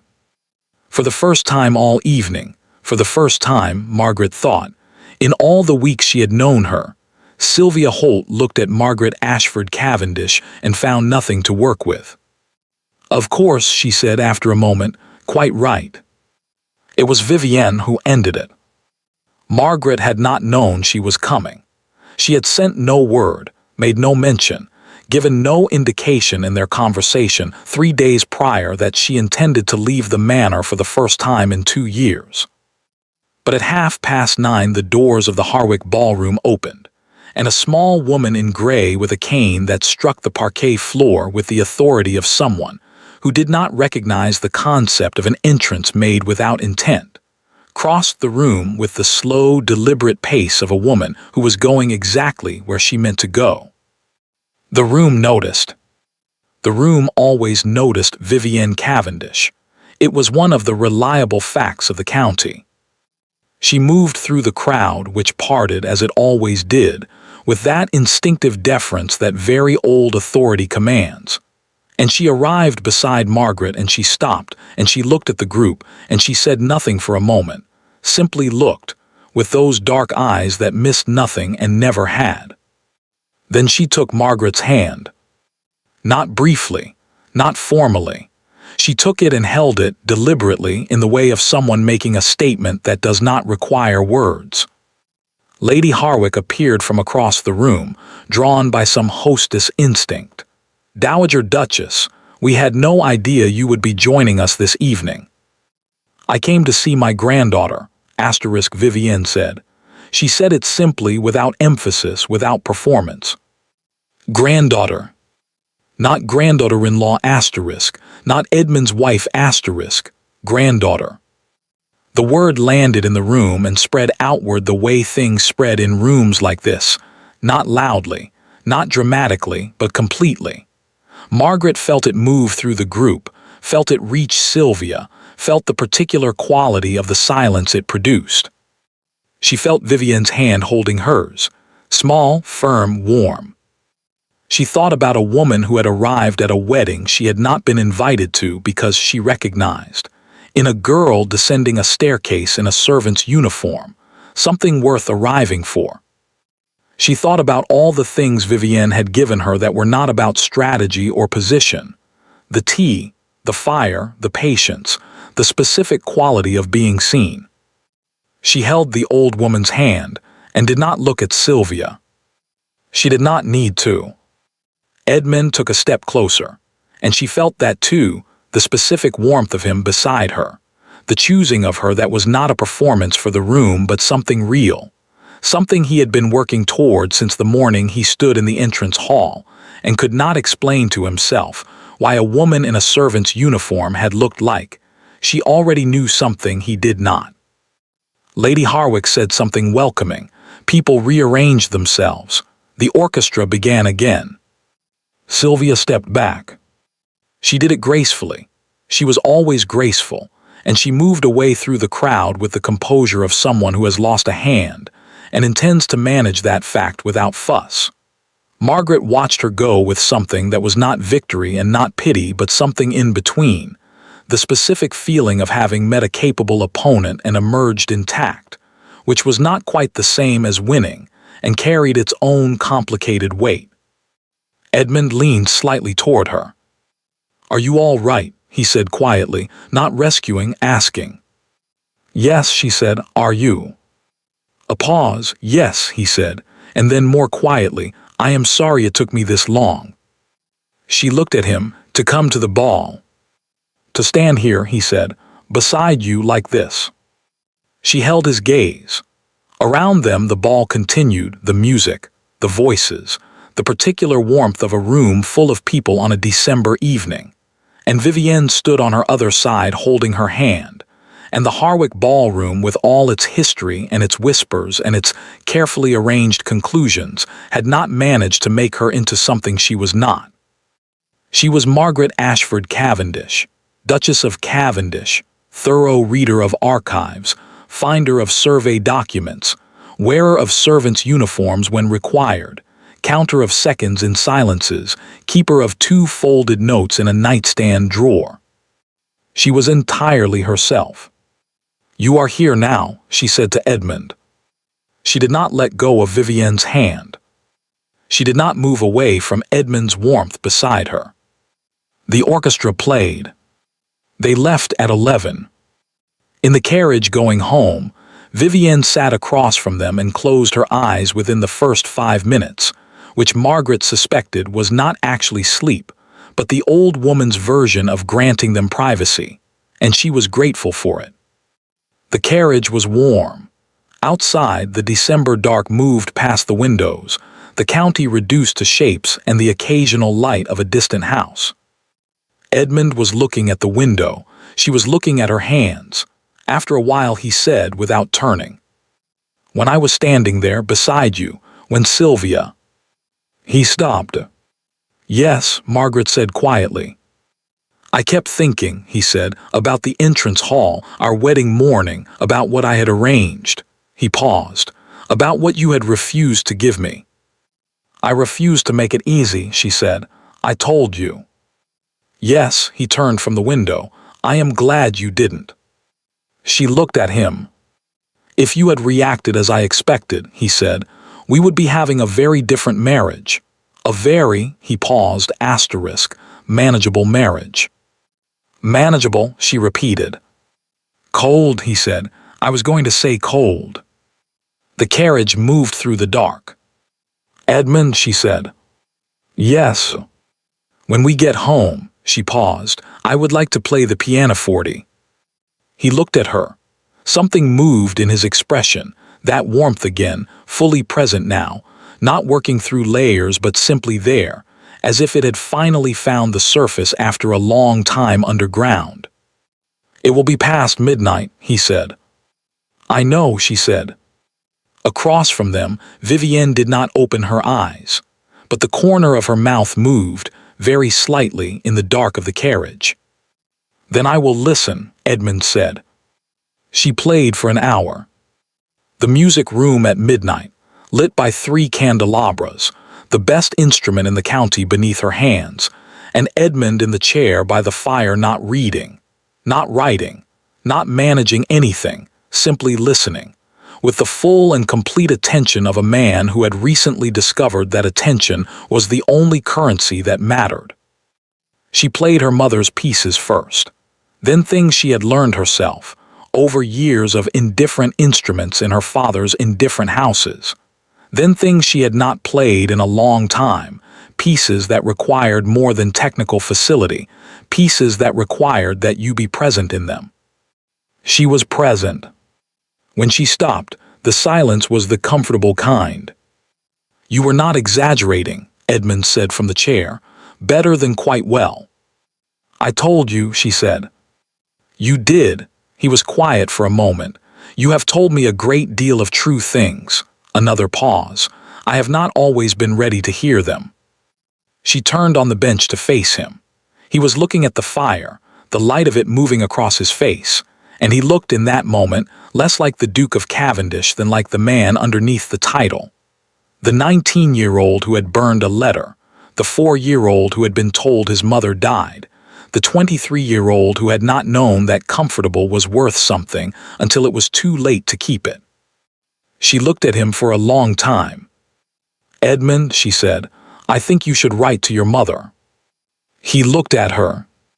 "Not for her sake," she said carefully, "or not only for yours." She held his gaze. "You said you wanted to know why. You have wanted to know for 20 years.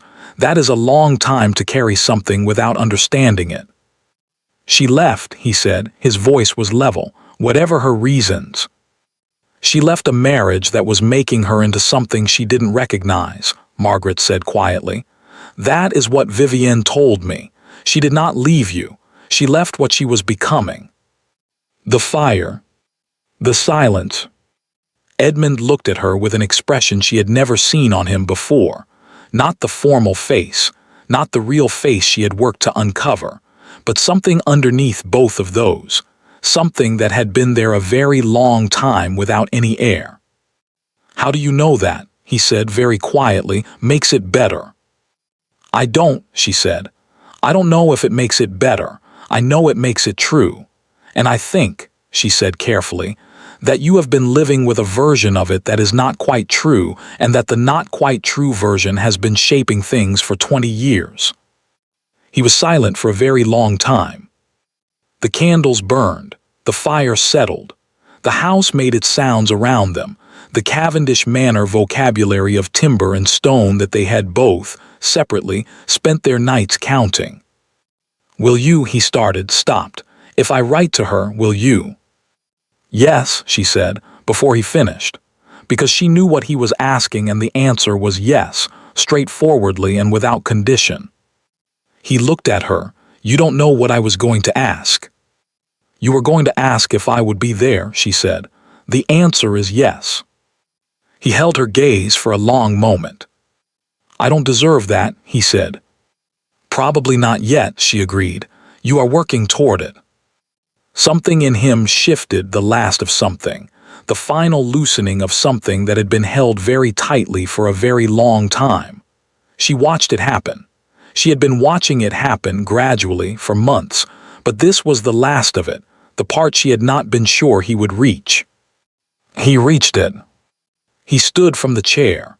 He crossed the music room and he stood beside the piano and he looked down at her, and she looked up at him, and the candles threw their light across both of them in the old house in the December night. He offered her his hand. Not formally, not as a gesture, simply his hand open between them offered. She looked at it for a moment. She thought about the entrance hall, about 40 people, about a servant's uniform and a decision made at the top of a staircase and everything that had happened after. She thought about what she had said in that same entrance hall, months ago, standing with her back to him. The distance we traveled. She put her hand in his. He didn't say anything. She didn't say anything. There was nothing that needed to be said. It had all been said, in ledgers and libraries and frost-covered gardens and midnight carriage rides and an hour of music in an empty room. Outside, Cavendish Manor held them in its particular quiet. Things continued. 6 months later, the letter from Edinburgh arrived on a Wednesday morning in June. Margaret was in the library when Edmund brought it to her. He did not open it first. He brought it to her unopened, which told her everything about what the last 6 months had made of them. He sat across from her at the long table and set it between them, and they looked at it together for a moment. This cream envelope with the Edinburgh postmark and the handwriting of a woman neither of them had met. "Do you want me to leave?" Margaret asked. "No," he said, without hesitation. He opened it. She watched him read. She did not try to see the words. This was his, and she had learned the difference between being present and being intrusive, which was one of the more useful things this marriage had taught her. She watched his face instead, the way she had always watched his face, counting the seconds and reading the silences and learning the language of a man who had spent 20 years building walls that were, slowly and at considerable mutual cost, coming down. He read it twice, then he set it on the table. "She wants to meet," he said. "Yes," Margaret said. She had known, from the moment Vivienne helped him compose his own letter 3 months ago, that this was the likely answer. Edmund's mother was not, by all accounts, a woman who did things in half measures. "She explains," he said. He stopped. "She explains why." Margaret waited. "It is," he looked at the letter. "It is not simple, and it is not what I imagined, and it does not," he stopped again. "It does not resolve into something clean." "No," Margaret said. "I didn't think it would." "But it is true," he said. "I can tell that it is true." That is enough for now, she said. You don't have to decide anything else today. He looked at her across the table. Outside, the June morning was moving through the library windows, the first real warmth of summer, the grounds green and full after the long winter, the formal garden in bloom in a way that made it unrecognizable from the frost-covered geometry she had first walked through. 6 months. She thought sometimes about how much could happen in 6 months. About what a house could become when two people inside it decided, gradually and imperfectly, to stop managing each other and start knowing each other instead. I am going to write back, Edmund said. I am going to say yes. Good, she said. Will you come with me to Edinburgh when it happens? Yes, she said. I already told you I would. You told me 6 months ago, he said. Things were different 6 months ago. Some things, she said, not that one. He looked at her with the real face. It was the only face he wore now mostly, in rooms where it was just the two of them, which were many rooms now and increasing. He had not stopped being private, had not stopped being measured and careful and occasionally infuriating in his slowness toward the obvious. But the walls had come down enough that she could see him clearly, and what she saw, she had come to understand, was worth the considerable work of getting there. Margaret, he said. Yes. He did not say anything for a moment. She waited, because she had learned to wait for him, had learned that his silences were not absence but preparation, the specific gathering of a man who did not speak carelessly and meant every word he finally chose. I love you, he said, quietly, simply, with the directness of someone who has practiced something difficult until he can do it without flinching. I want you to know that. I am aware I should have found a way to say it before now. I am aware that the not saying has been. Edmund, she said. He stopped. I know, she said. You know, he repeated. I have known for some time, she said. I was waiting for you to catch up. Something moved in his expression, that warmth, completely unguarded now with nothing between it and the surface. How long? He said. She considered this. The boundary dispute, she said, when you stood in the library and listened, when you said, I am asking now, she paused.